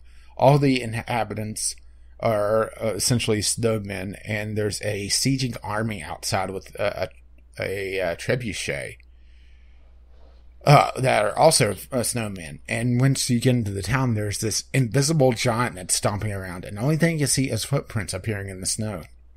And it's tearing up everything. It's like, what's that doing here? As King hits the ground floor. Yeah. Yeah, we had to take a short break, obviously denoted by editing, where my kid fell on the floor out of his bed. And Katie is gone to girls' night, so I'm having to go in there and take care of him. Which is fine. That hasn't really happened since we've been moved into our new house at all. Probably because I don't hear him if he does scream. Because the door's closed and I've got my headphones on. But since I'm home alone, I've got the office door open and my headset is awkwardly propped on my head, so one of my ears is uncovered for listening. Anyways, yeah, I feel like our discussion of Brothers was starting to wind down anyways. Of course, we have to cover the moral of the story. Yes. What is the moral of the story? Really? You didn't get the moral of the story? Really? I mean, I felt like what the story was trying to tell you is that, I mean, if you want something real bad, you're going to have to pay a price for it. Because, like, in order to save the dad, the brother lost, the younger brother lost the older brother on their quest to save their dad. It's like they wanted that thing so badly, they didn't realize what it was going to cost them. Okay, there's that, but you missed the other moral. Is it about a brother's love? No, bros before hoes. Touche. Because the little brother didn't trust that girl. That's true. He didn't trust her from the start, but her flirtatious ways won out Big Brother's dick. And then she killed him with her venomous ways. Well, to be that was kind fair, of a stretch for that. Well, to be fair, it was self-defense. Because sure, she wanted to eat him, but then she was trying to get away, and then she killed him. Yeah, when he wouldn't let her leave. Yeah, see, if they just held to the mantra, bros before hoes, he would have listened to his little brother, and it's like, something is a little strange about this woman that's able to jump across chasms. I can't quite put my finger on it, but there's something off here. And the fact that, all those cave paintings had pictures of spiders, I gotta go on a stretch here and say, something's not right. Yeah, there was definitely some foreshadowing on that. That's great, bros before hoes. I can't believe you didn't get that. I mean, this is I see, I get what you're doing, and like, it's not like wrong or upsetting or anything, but just like, this game is so serious, I wasn't even like in that mindset, to make a joke about it. Well, the thing is, this is also my second time playing through it, so it was, I had my, I already had my impactful moment, so it was, that's strange. Yeah, a lot of the levity was missing. Or, naming that first troll Fungi. That was pretty good. So I don't know if I should say you should go play this now if you've never played it, because we basically ruined everything about it. But I guess the fact that I knew it is definitely worth an experience. Yeah, I knew a ton of stuff about it, and I still felt like the game was very impactful, even though I knew basically the big reveal or twist or whatever you want to call it, and the general gist of the story going in. Like, even so, playing through it, it was definitely. Well, the thing is that there's still the little small side experiences. There's the sheep, the rabbits, the turtles, the lovebirds. Getting the inventor to dance was fun. Yeah. So, alrighty. Well, that's Game Club for this month. Rage, what game are we playing next month for Game Club? We're not playing a game for next month.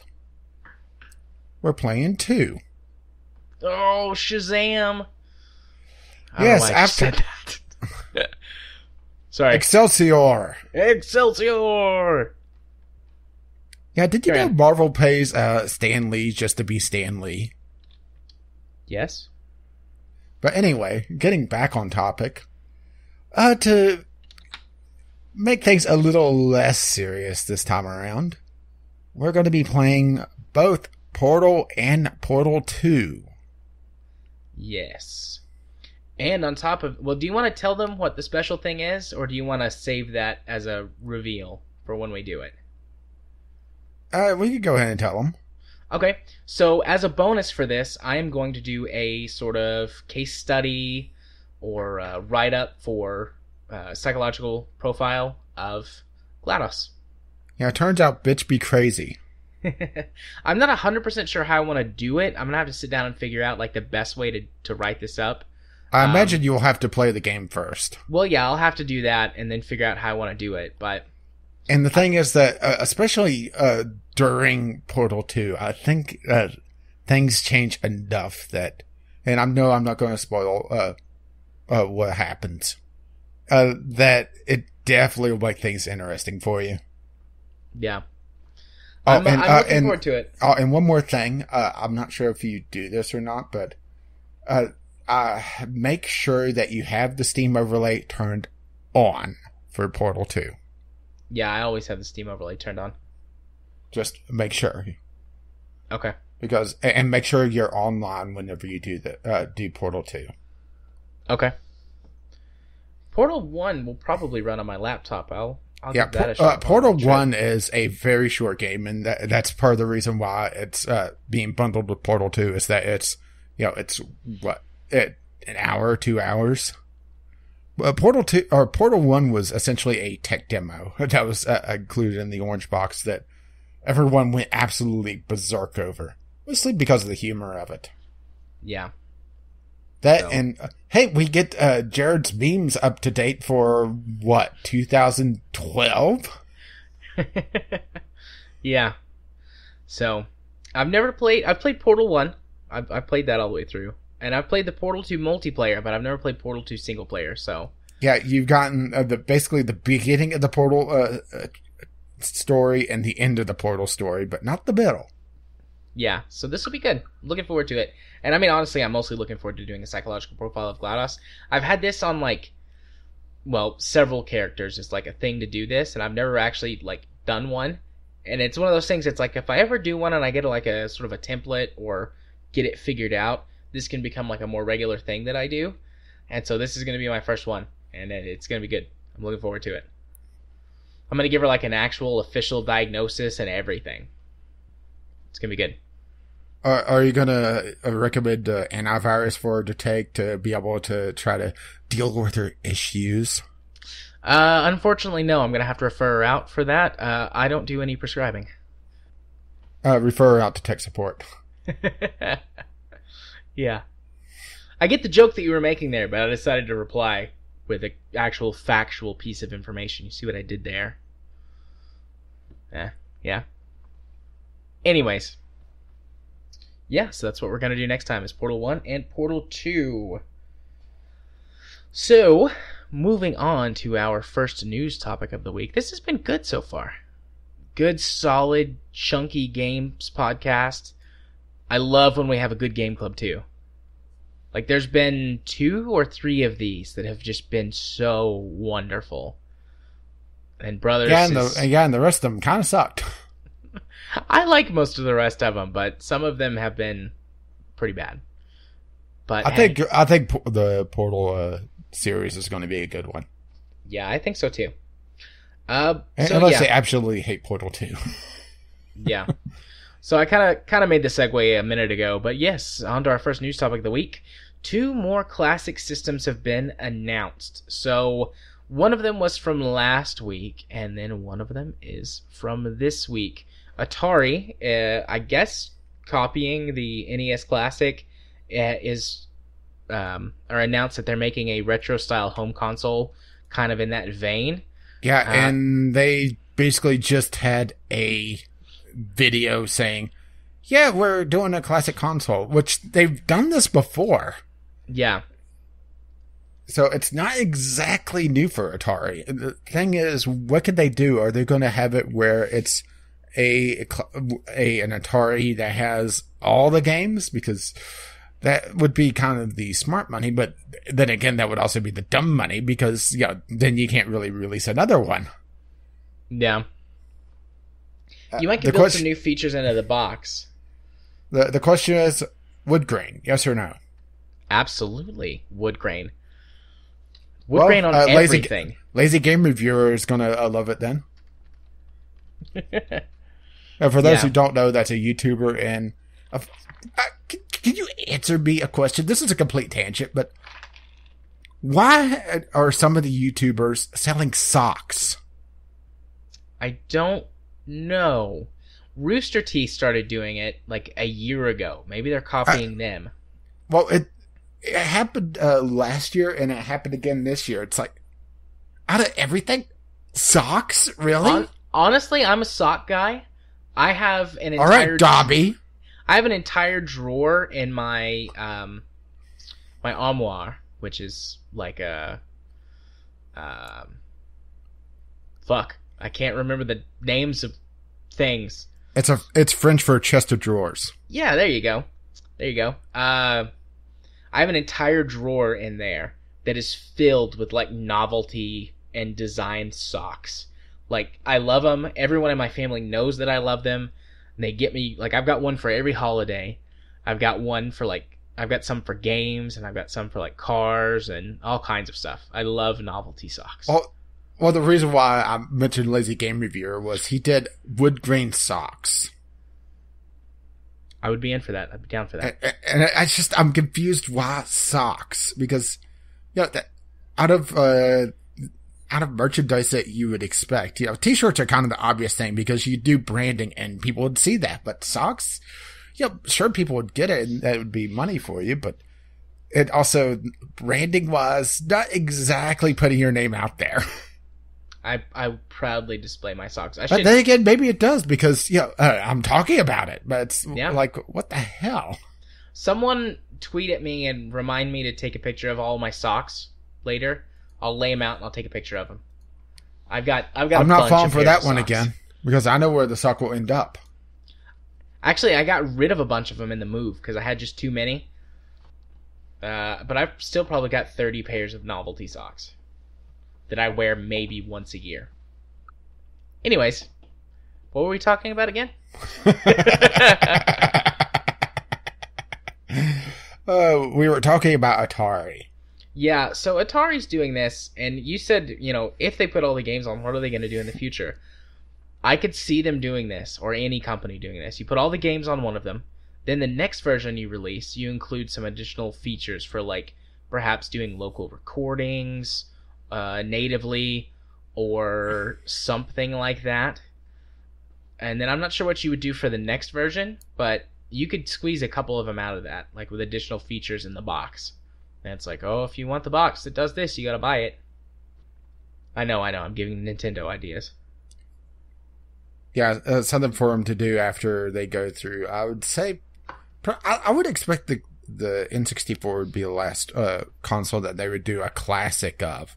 Because the GameCube is a little too recent still. I mean, the Game Club is... Well, Cube. Okay, so if they do one a year... Right? Game Club is our thing.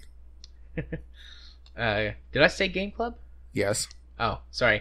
So, if they do one a year, though, they did the NES last year. They're doing the SNES this year. Yeah, which we'll get to. Then they'll do... The N64 next year. And that's it, because the GameCube requires a little bit too much hardware. Or GameCube. And a little too much storage. They did a Famicom. That could squeeze them one more year out. Or Super Famicom. That's the Super Nintendo, because the Super Famicom is being released in Japan at the same time. Oh, okay. Because the Famicom was also released last year.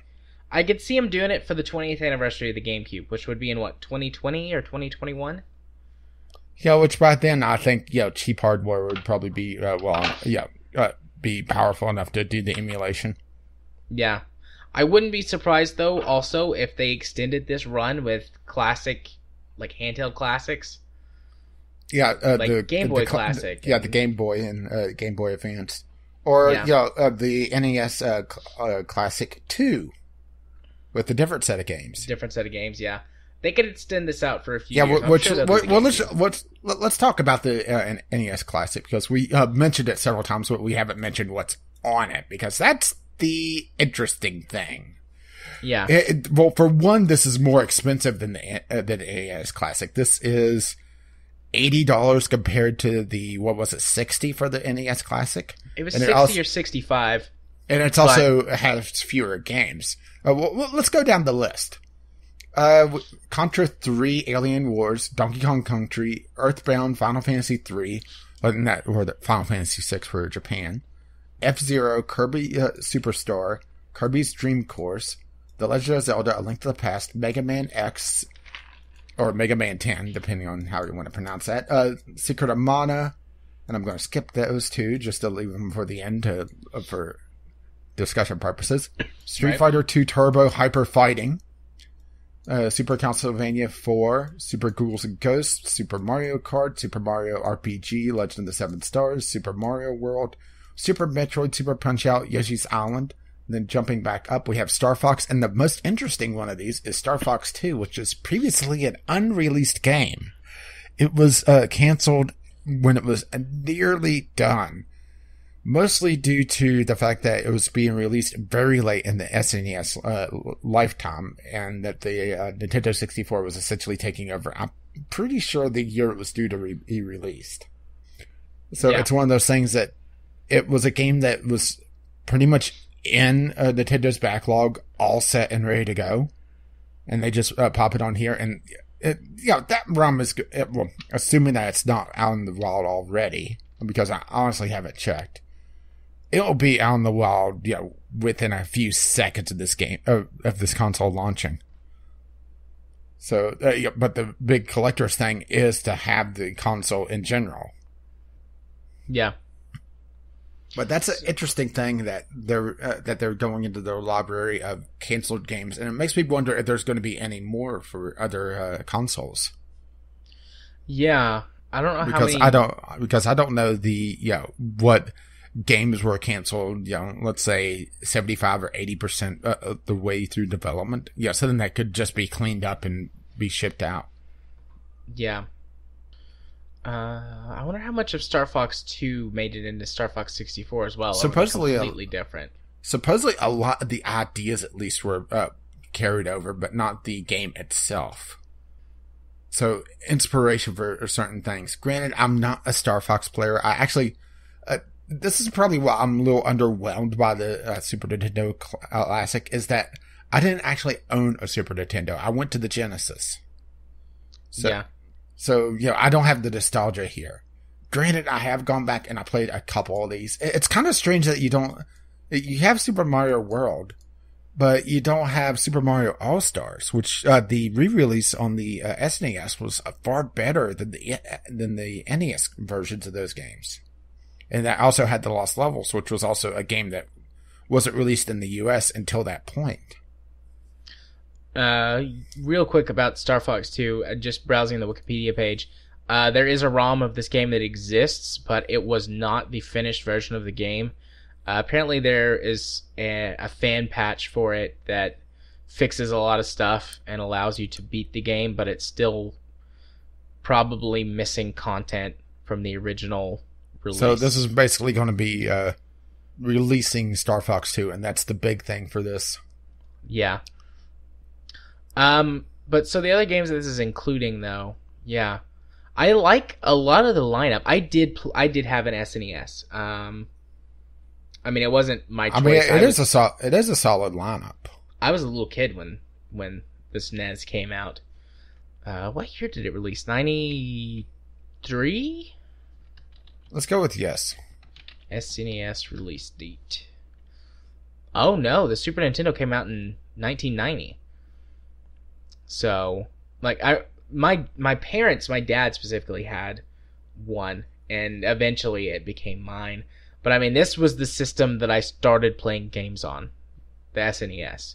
And I have some pretty vivid memories when I was a little kid, like 3-4 years old, of playing games on this thing. I really don't have any nostalgia for it anyways, because I'm not a very nostalgic person in general. I mean, there's a few things that do tug on my heartstrings like that, but... Like socks. Yeah, like socks. But still, looking at the lineup of games, I mean, ones that I really, really enjoy and have actually played since then that I feel like hold up pretty well. F-Zero, Super Mario RPG, Legend of the Seven Stars. I love the older Super Mario RPG games. The original Star Fox, Mega Man X, Legend of Zelda, Link to the Past. Like, they came out swinging with this one.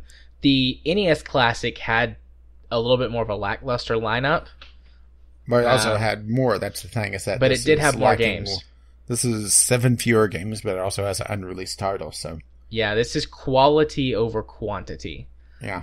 I I might be tempted to buy this to have something to show my kid, like, I don't know, just like see how well they hold up, see if we can have some bonding memories.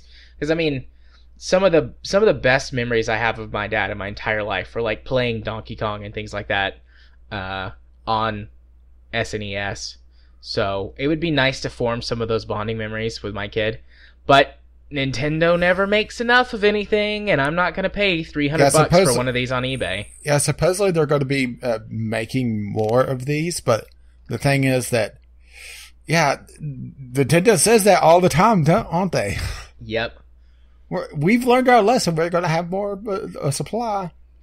Oh, that's the biggest problem with Nintendo. Is just that's two things with Nintendo. One, they rely a lot on nostalgia to sell their consoles. I mean, well, this is the nostalgia box. I mean, let's not split hairs here, but also their supply just sucks.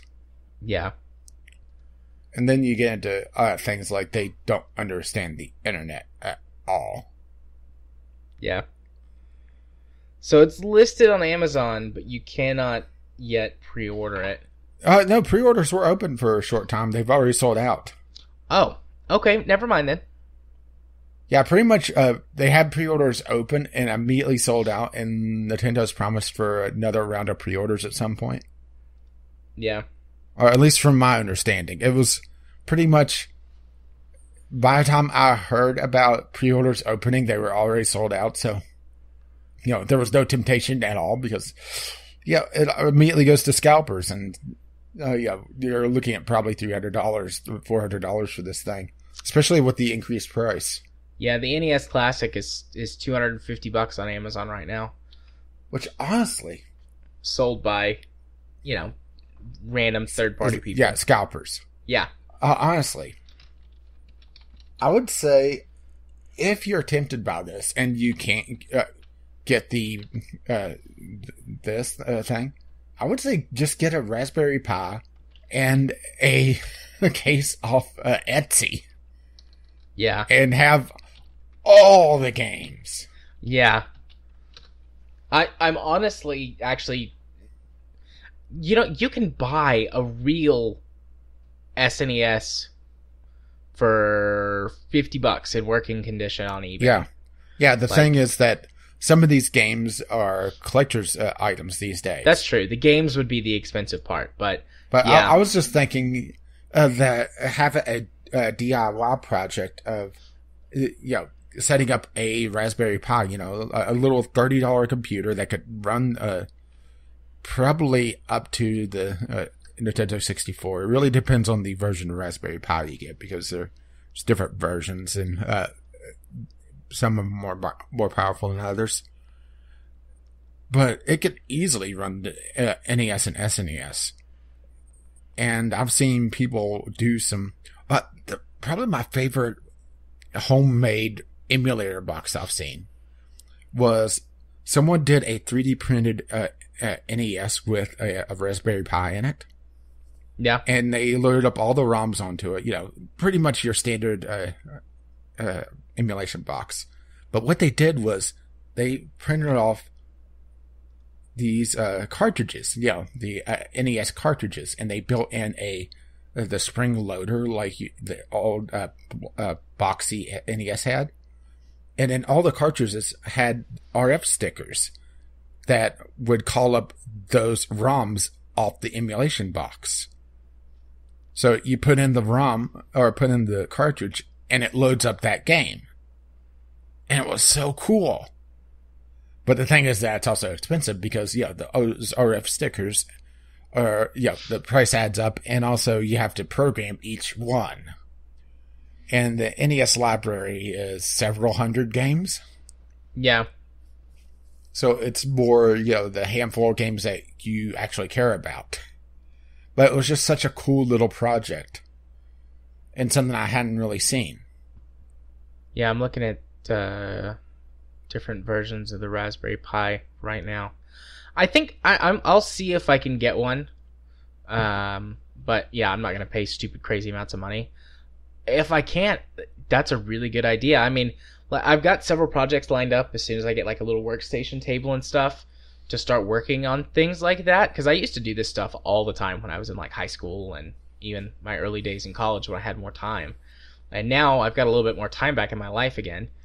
Yeah, and I've seen all sorts of doing some of this stuff. So, if, at the very least, if I can't buy one, this would be a fun project for me to actually build one, or be even put together like a PC to just strictly run emulated titles and things like that. And I know there's some issues with doing certain, with emulation with certain titles, but yeah, but honestly, the NES and SNES emulators are pretty much down pat.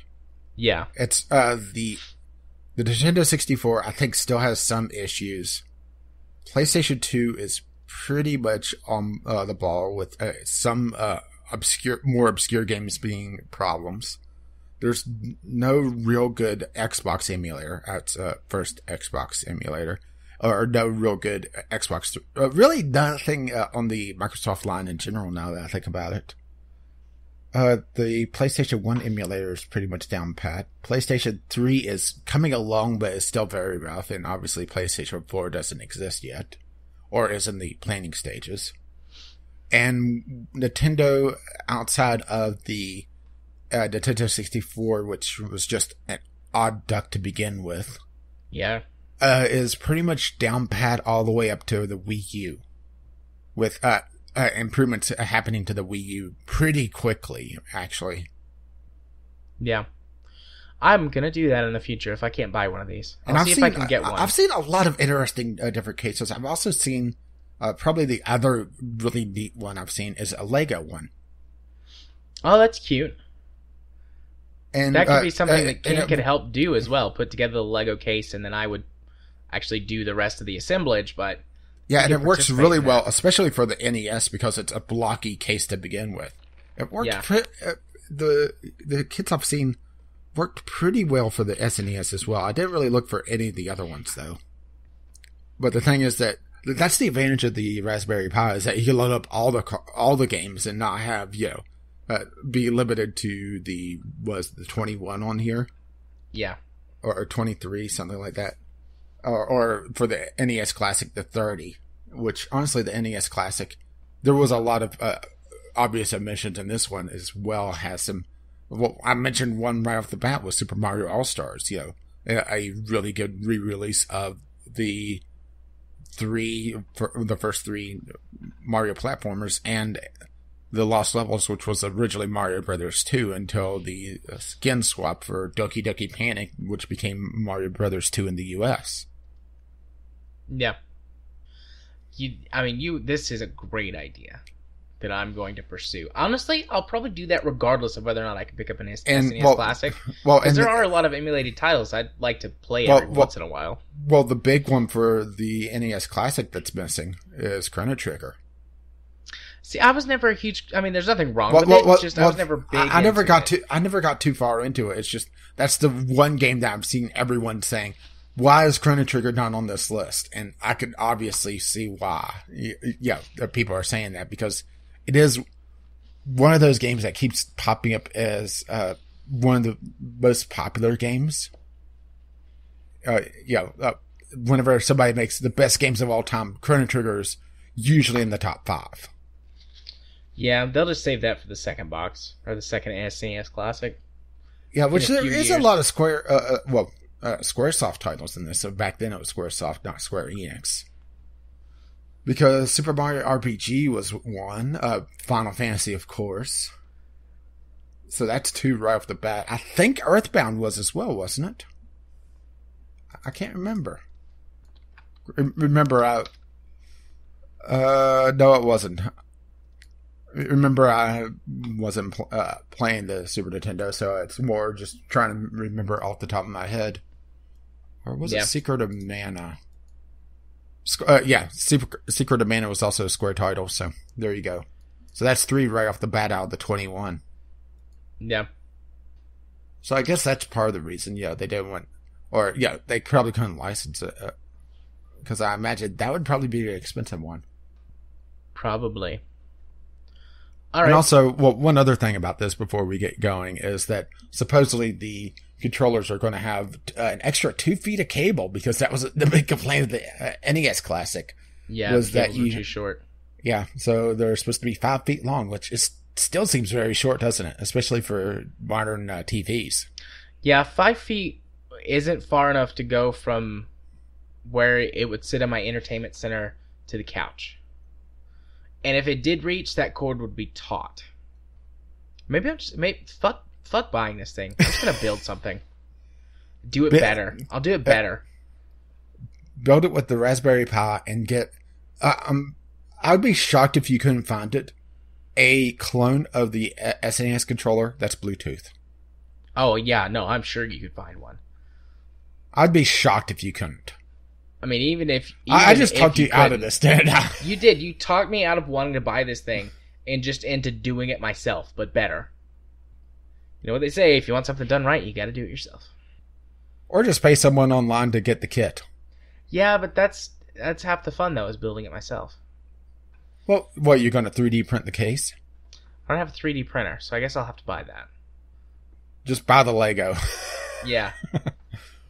I've got a box of Legos. I could copy the design and do it, like, multicolored or something. That would be fun. I don't know. I'll plan this out later.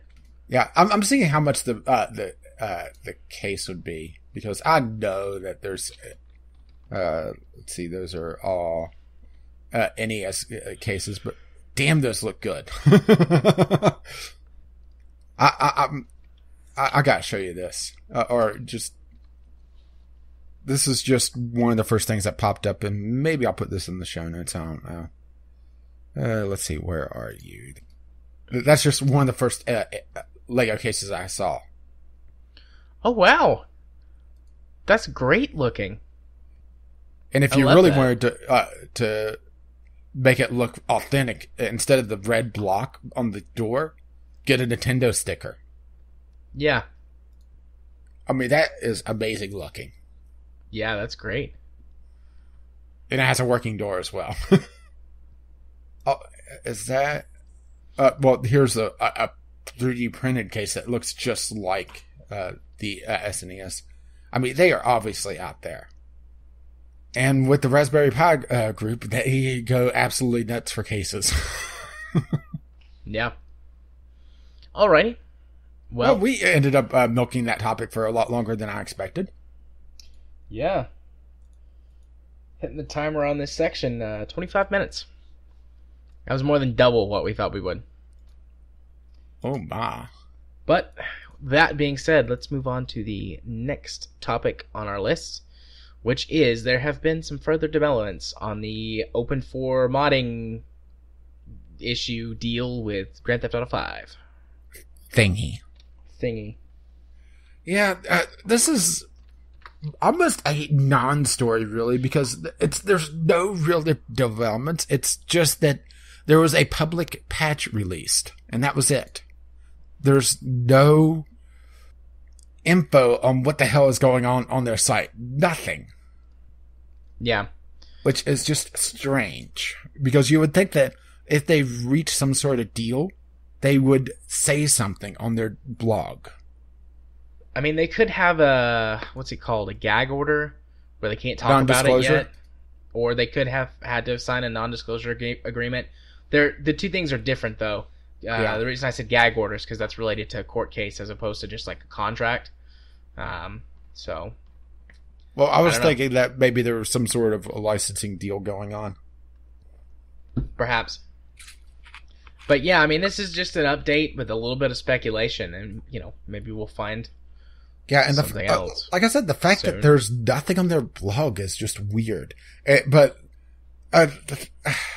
here's the thing: is that people are saying that this is a huge victory. Which, yes, it is a victory. That assuming that there's some sort of thing going on, and it's just not. They were able to release one final patch, and they're still shut down. But the thing is that they're talking about it's a victory that we did it, we beat Take-Two because we spammed the Steam page with all the negative reviews, but GTA 5 is still the number 2 seller in the Steam sale. Yeah. So, not exactly the biggest of victories, is it? No, not really. I mean, it's just one of those things that, yeah, people are talking big about, showing Take-Two who's the boss, but, the only game that they're not beating is PlayerUnknown's Battlegrounds, which is not even on sale. Yeah. This whole ordeal was one of the reasons that I chose not to get GTA 5 during the Steam sale. That, and two, it just hasn't gotten cheap enough yet. Yeah, it's still a $30 game. I have really no interest in the multiplayer segment whatsoever, so paying $30 for what's a several-year-old game already just doesn't appeal to me. What can I say? I'm a cheapskate. I mean, they do it because they can get away with it. From a business standpoint, I don't blame them for that. I understand that. It's just, I understand it, don't have to like it, and I don't have to pay for it, and I'm not. Yeah, which probably is going to be a little bit unpopular with our community, because I know that there's a ton of people playing it right now, and it was on several people's, there was a little vote that Jim put out to help us kind of quantify what games on the list people wanted to play the most. GTA 5 was on there, but between the cost and the fact that right now I am a little bit upset with them over this whole deal, I just decided not to buy it and to buy some other games instead. So, fuck Take-Two? Yeah, maybe so. Maybe so. They are doing a lot of negative things right now. Yeah, it's just one of those things that it's just so scummy. But the thing is that there's no info on this. People are assuming a victory when there's no definitive things about what's going on. Yeah. And also, and that's not even really getting into some of the past with the GTA modding either, where private investigators have shown up at a modder's house before. So, it's that entire history just puts me off from it. Yeah. Yep. Well, I mean, I don't think we have anything else to say about it. Do you? Fuck Take-Two? We knew this one was going to be a short one, too, because it's... Yeah, it's not that it's a non-story, we just don't know enough to really do anything besides speculate a little bit and talk about what we did. Yeah, but it's one of those things that since we talked about fairly big on the last episode, the update was worth at least covering. Yeah. And now, to be fair, our other thing that we talked about, the microtransactions, that's still going on as far as I know. Yeah. Yeah, it is. Which is even more ridiculous. Oh. But the thing is, people don't care about that old game. Yeah. Okay, dokie. Well, that wraps it up for the news, so let's move on to Community Corner. We had no emails this week, but we did have quite a few tweets and responses to the question of the week, so... Yeah, the question of the week was popular. The question of the week was, what is the last game you bought a physical copy of? I figured since the Steam sale is ongoing, and we are pretty much a PC-related podcast, what would be the last physical game? And let's see, Kyle. I have a DS, so I think it was Star Fox Command or Advance Wars Days of Ruin. On PC, it was Mini Ninjas. Chemist. Rayman Legends. Played the torrented copy, decided to buy it, go back home, can't install it due to no internet. At least I still have it on Uplay. Groove, GTA San Andreas. Gem, Halo 4. Dream Through, which I'm pretty sure is a new guy. Or I don't recall the name. I don't either. Black Ops 2 on the PlayStation 3. Let's see. Calty, which I'm also pretty sure is a new one, or at least I don't recognize. The Hunter 2016 Pathfinder Starter Kit. Pixel Clef. Another new one. We got some new people. Yay, new people! And we probably already scared them off. Pixel Clef. StarCraft 2 Legacy of the Void Collector's Edition. And rounding it out, Million Lights. That would be World of Warcraft, The Burning Crusade. Then I switched to Steam, thank God. I would need a dedicated room for all the games. Yeah, I wouldn't know what that's like at all. I think for me, it would also... console-wise, I bought a few used PlayStation 2 games, just random ones. Probably Ratchet and Clank would be the last one. And for PC, it would be World of Warcraft, the Frozen Throne. Let's see. The last game that I bought a physical copy of was for console. It was Monster Hunter... sorry, Wrath of the Lich King, not Frozen Throne.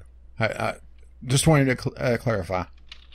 Right, it was Monster Hunter, I think 3. Whichever Monster Hunter was on the Wii U. That was the last physical copy of a game that I bought.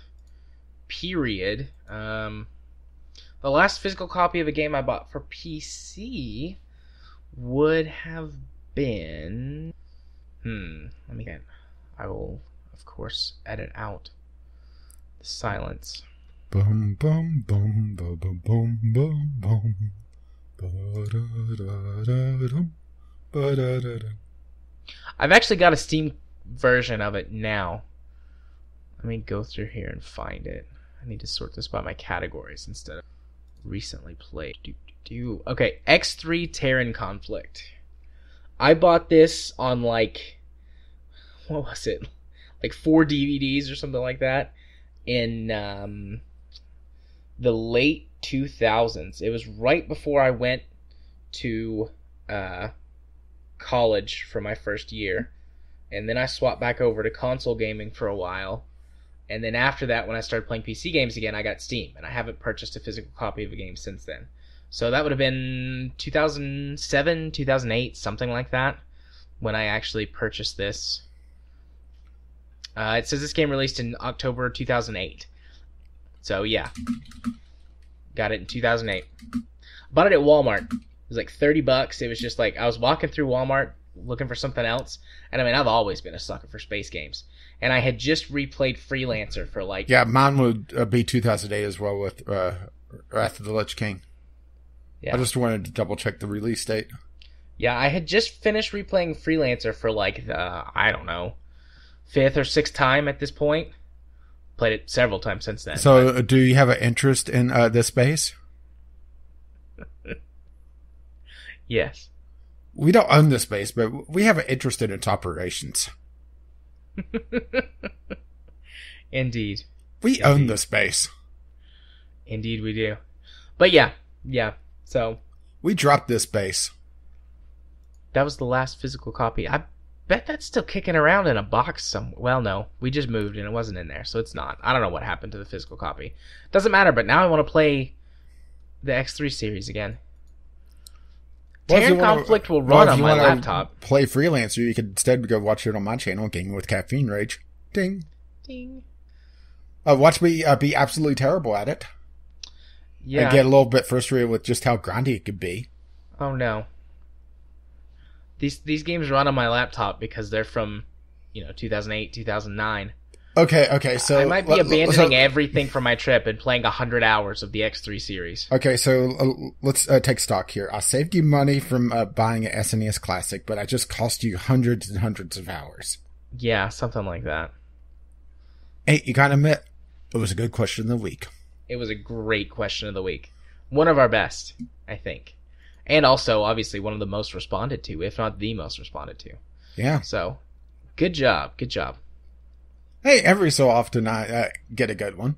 I mean, it only took me how many questions of the week now? Granted, I don't keep a list of them, so I'm sure eventually I'm going to ask something that I already did. But I do have a few things in the stockpile, which I'm probably going to have to go into for this week because, yeah. Okay. Ooh, actually, that's a really good one that I could ask. So, I'm gonna send you this question. It's just a thought. It's not a fully fleshed out question.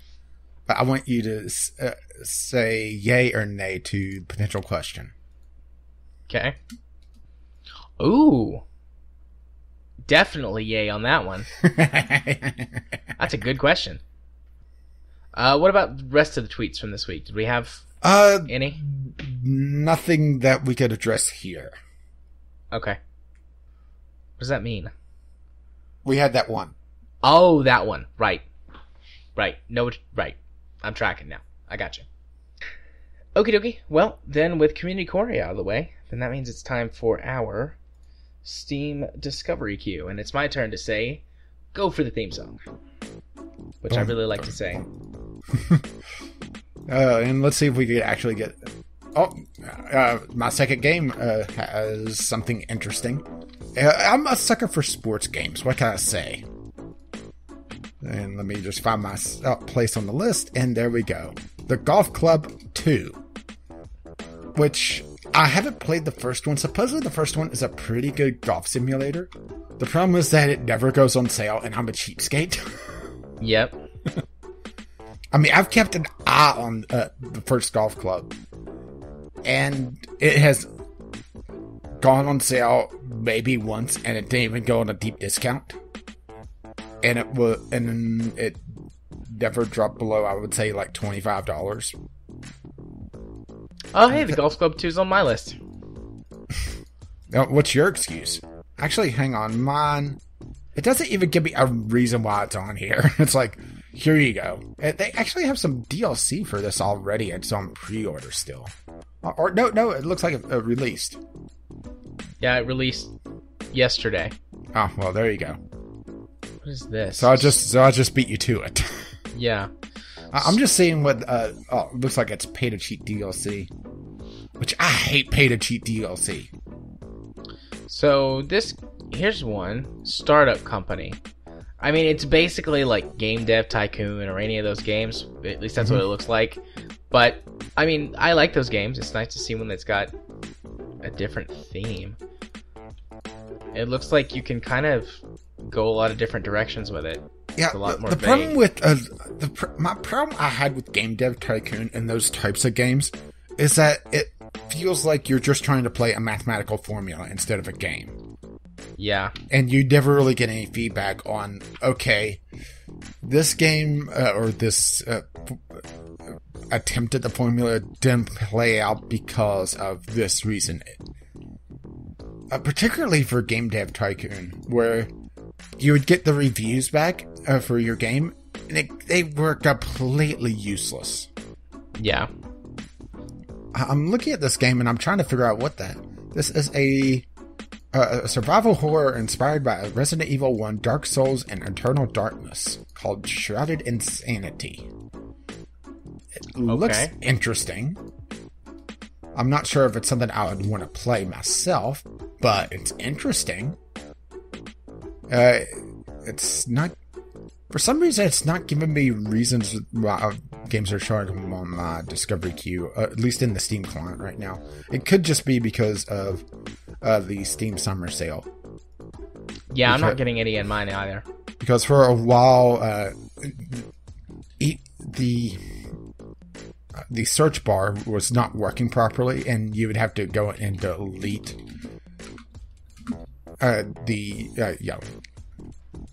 the search, the store text on it. Yeah.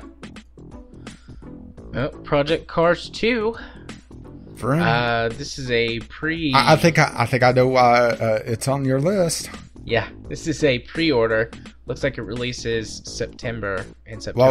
Well, we know what you're going to do.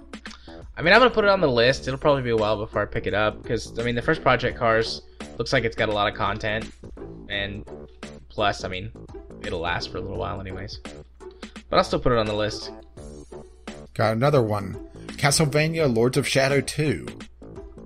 The the Metroidvania genre, which I realize Castlevania is obviously part of the genre. I mean, it's half the name. Is a genre that I've started to get into. I haven't played a lot of it yet. Granted, I've never really gotten into the Castlevania games, and I have no idea how this one is compared to the others. But, you know, it's rated well, and it's dirt cheap right now. It's 80% off. which That is pretty cheap. which is bringing it down the sub $10 range. As a matter of fact, the first Lord of Shadows is in the sub $6 range. Granted, I have no idea how this compares to the Castlevania series, or if it's a good Castlevania game or not, because you get into things like Tomb Raider, where Tomb Raider the reboot was a good game overall for the most part. I mean, I had my issues with it because, well, I'm me, but it wasn't a particularly good Tomb Raider game because it was such a departure from all the previous Tomb Raiders. So I'm not sure if the same plays out here. If it's a good game because it's rated well, but is it a good Castlevania game? That's the question. Yeah. So this looks interesting. Post-Human War. It's a tactical strategy game that is set in a post-apocalyptic world where the human race has already been wiped out. And you can choose to play robots, mutant creatures, or gorillas. Like Planet of the Apes style gorillas.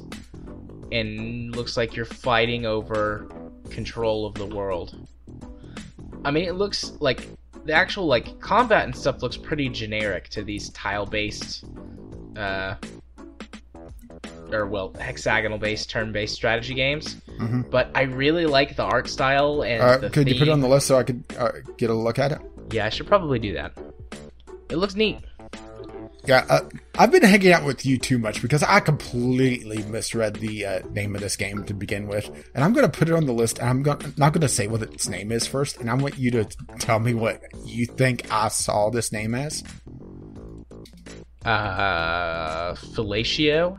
Yep. Yeah. Way too much time with you. The Fidelio incident. Yeah, a first-person single-player thriller.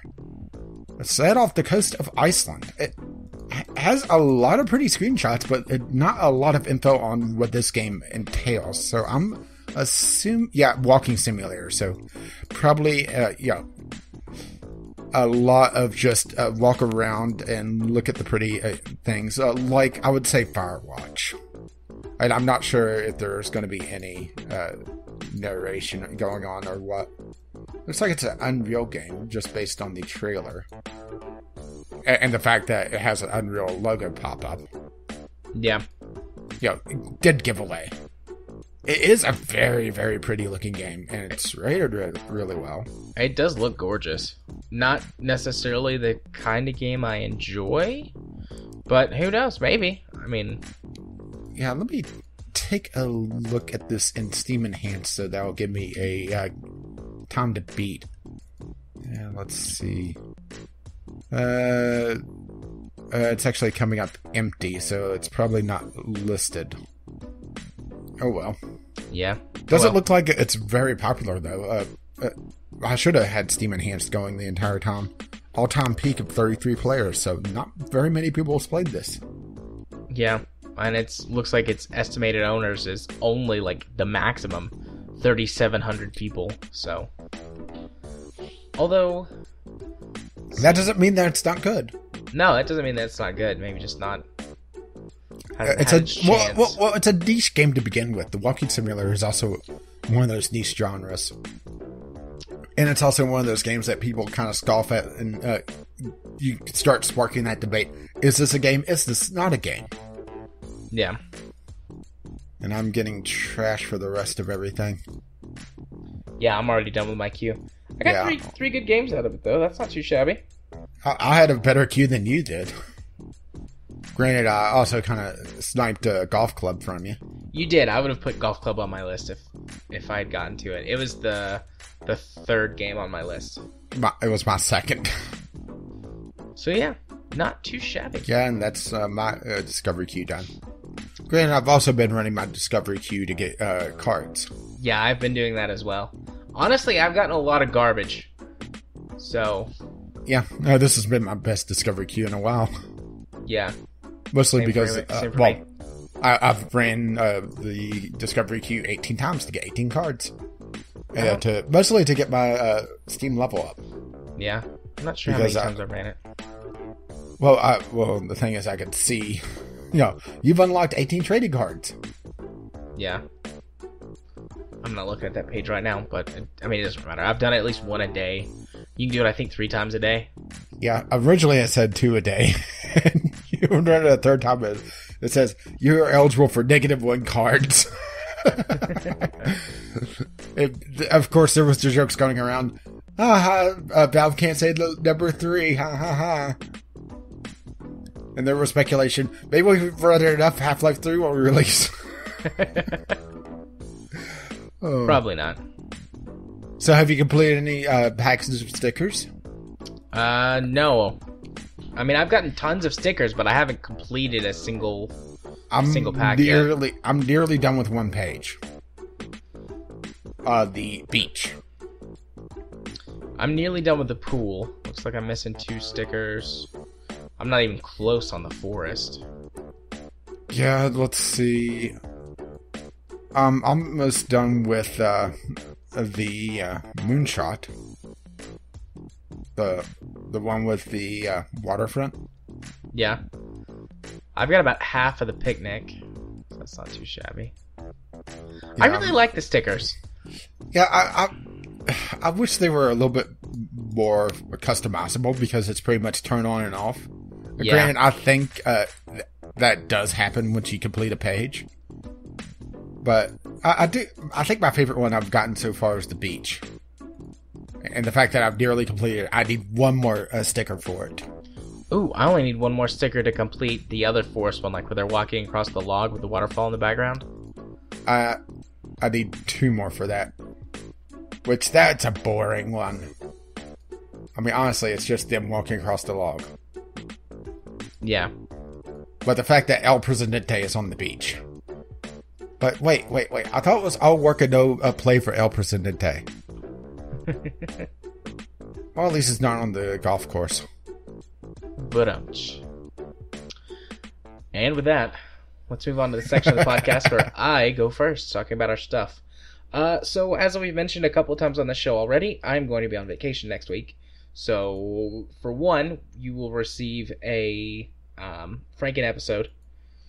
And then for 2, I've got some content that needs to be edited and exported and all of that jazz. I have many things to do tomorrow, and I'm not sure how much of it I'm going to get done. There's a couple of Naval Ops Commander videos in there. There's also Divinity from the last week or 2. I can't remember if I accidentally got behind last week. But, I mean, I'm super... I'm not, 20 episodes behind. I'm like 1 or 2 maybe, if that's the case. So those will go up. And other than that, I've got some streams that are going to drop that I haven't posted to YouTube yet. Other than that, though, nothing else new coming out. Just had a hectic last week at work, and then getting ready for this trip, I haven't had a chance to do any more work. So it'll be a little bit light again compared to what the last month or 2 have been since I have moved and have had more time to do this stuff. But I'll come back from my vacation recharged. I've got some ideas I want to work on too.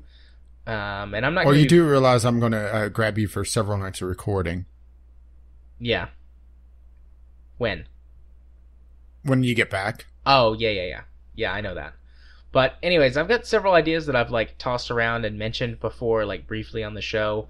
And I'm going to take some time, since I have some time off, to work on fleshing out some of those ideas. Hopefully I'll get something that's good. And if not, well, at least I can mark them off my list and come up with some new projects to work on. So, a little bit of recharging and brainstorming and getting ready for things in the future. If you want to see those things, or have a chance at seeing those things, you should go to my YouTube channel, Gaming Psychologist. You can subscribe to me there. You can see all of my content when it releases. If you want to follow me on Twitter, where you can see me tweet about all of the things, there'll be some vacation tweets and some pictures and things coming up. So, some lighthearted things, as opposed to just my constant barrage of politics and occasional random thoughts. But hey, some people like those things. A picture of Jared on the beach and nothing but a pair of socks. As much as I hate the man, Trump has been really good for my Twitter follower count. So I at least have to give him credit for helping me with that. So that's the only thing I'm going to give him credit for.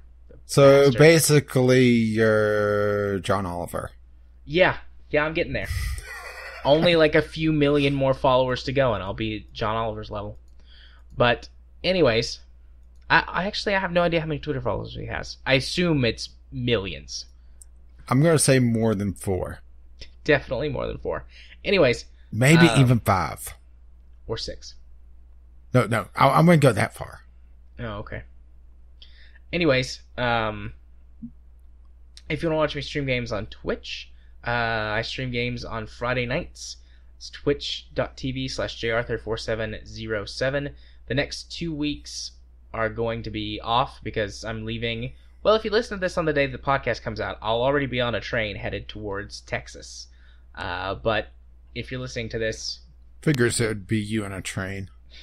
It's mostly for the kid. He's very excited. Very, very, very excited. He asks like every hour, is it time to go get on the train to go see Grandma and Papa? He's very much looking forward to it. So that was a good decision to take a train out as opposed to flying. You know, I saw completely off topic, but what the hell? I saw a video of a game that's coming out on Steam Early Access probably in the next couple of months. It's a game where you build a wooden train set. Yep, already on my wish list. Okay. Just making sure. Yep. But anyways, yes. Follow me on Twitch for that. And if you want to be my friend on Steam, my Steam username is jarthur4707. I accept all friend requests and talk to all people who friend me on Steam. Everyone so far has been cool. And hey, who knows? With the summer sale still going on, I might break the rule that I said I wasn't going to spend any more money, and I might buy some people some gifts. I do that every sale, buy a few gifts. I've already bought a few, but I might buy a few more. I haven't been very generous this go around. Except with me. Oh my. Well, if you wish to let them know exactly what episode of the podcast you've heard from, the password for this week is Odyssey. Odyssey. That's a good one. All right, what's going on for you, buddy? Oh, well, obviously we're going to have a disruption on Divinity Original Sin again. Mostly my fault this time around because I just had a night where I was just feeling blah. Mostly due to just not sleeping well. And honestly, last couple of nights I've slept like a couple of extra hours more than what I usually do. So that just tells you how exhausted I was. Besides that, Quantum Conundrum is still ongoing. I'm going to start searching for the next game I'm going to play. I'm not sure what I want to play just yet. I'm bouncing around a few ideas. It's mostly just trying to figure out what I feel like. I'm not quite at the point where Quantum Conundrum's ending. I still have a couple more weeks of recorded content before I even have to go into my recording again, which I'm going to probably record tomorrow night. And of course, RimWorld, the series that just will not die. Even though now I'm actively trying to kill it. Well, without just, throwing the game altogether.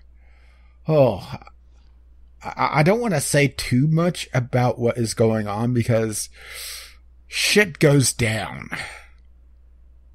Oh, the next, I would say probably 6 or so episodes. The next, just over a week's content has some interesting stuff happening in it. Ooh.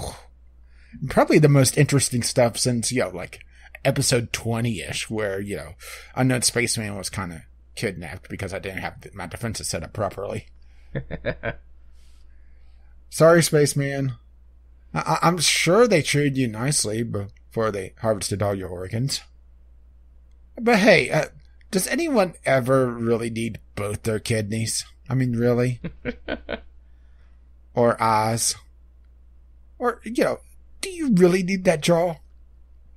Anyway, like I said, RimWorld is still really, really, really ongoing, and I am setting up my mod list to test once I finish recording, which I'm, a bit ahead of my recordings, just a tiny bit. And if there's any mods out there that you want me to check out, well, you have probably a week or two before I start doing my testing runs. You could contact me, Gaming with Caffeine Rage, or Gaming with CR. That's YouTube or Twitter, or even Steam Caffeine Rage. Yes, I am throwing my Steam account out there for once. What the hell? There you go. Make some friends. Yeah, who knows? Maybe someone will actually talk to me. Don't know why, but, what the hell. And that's really it.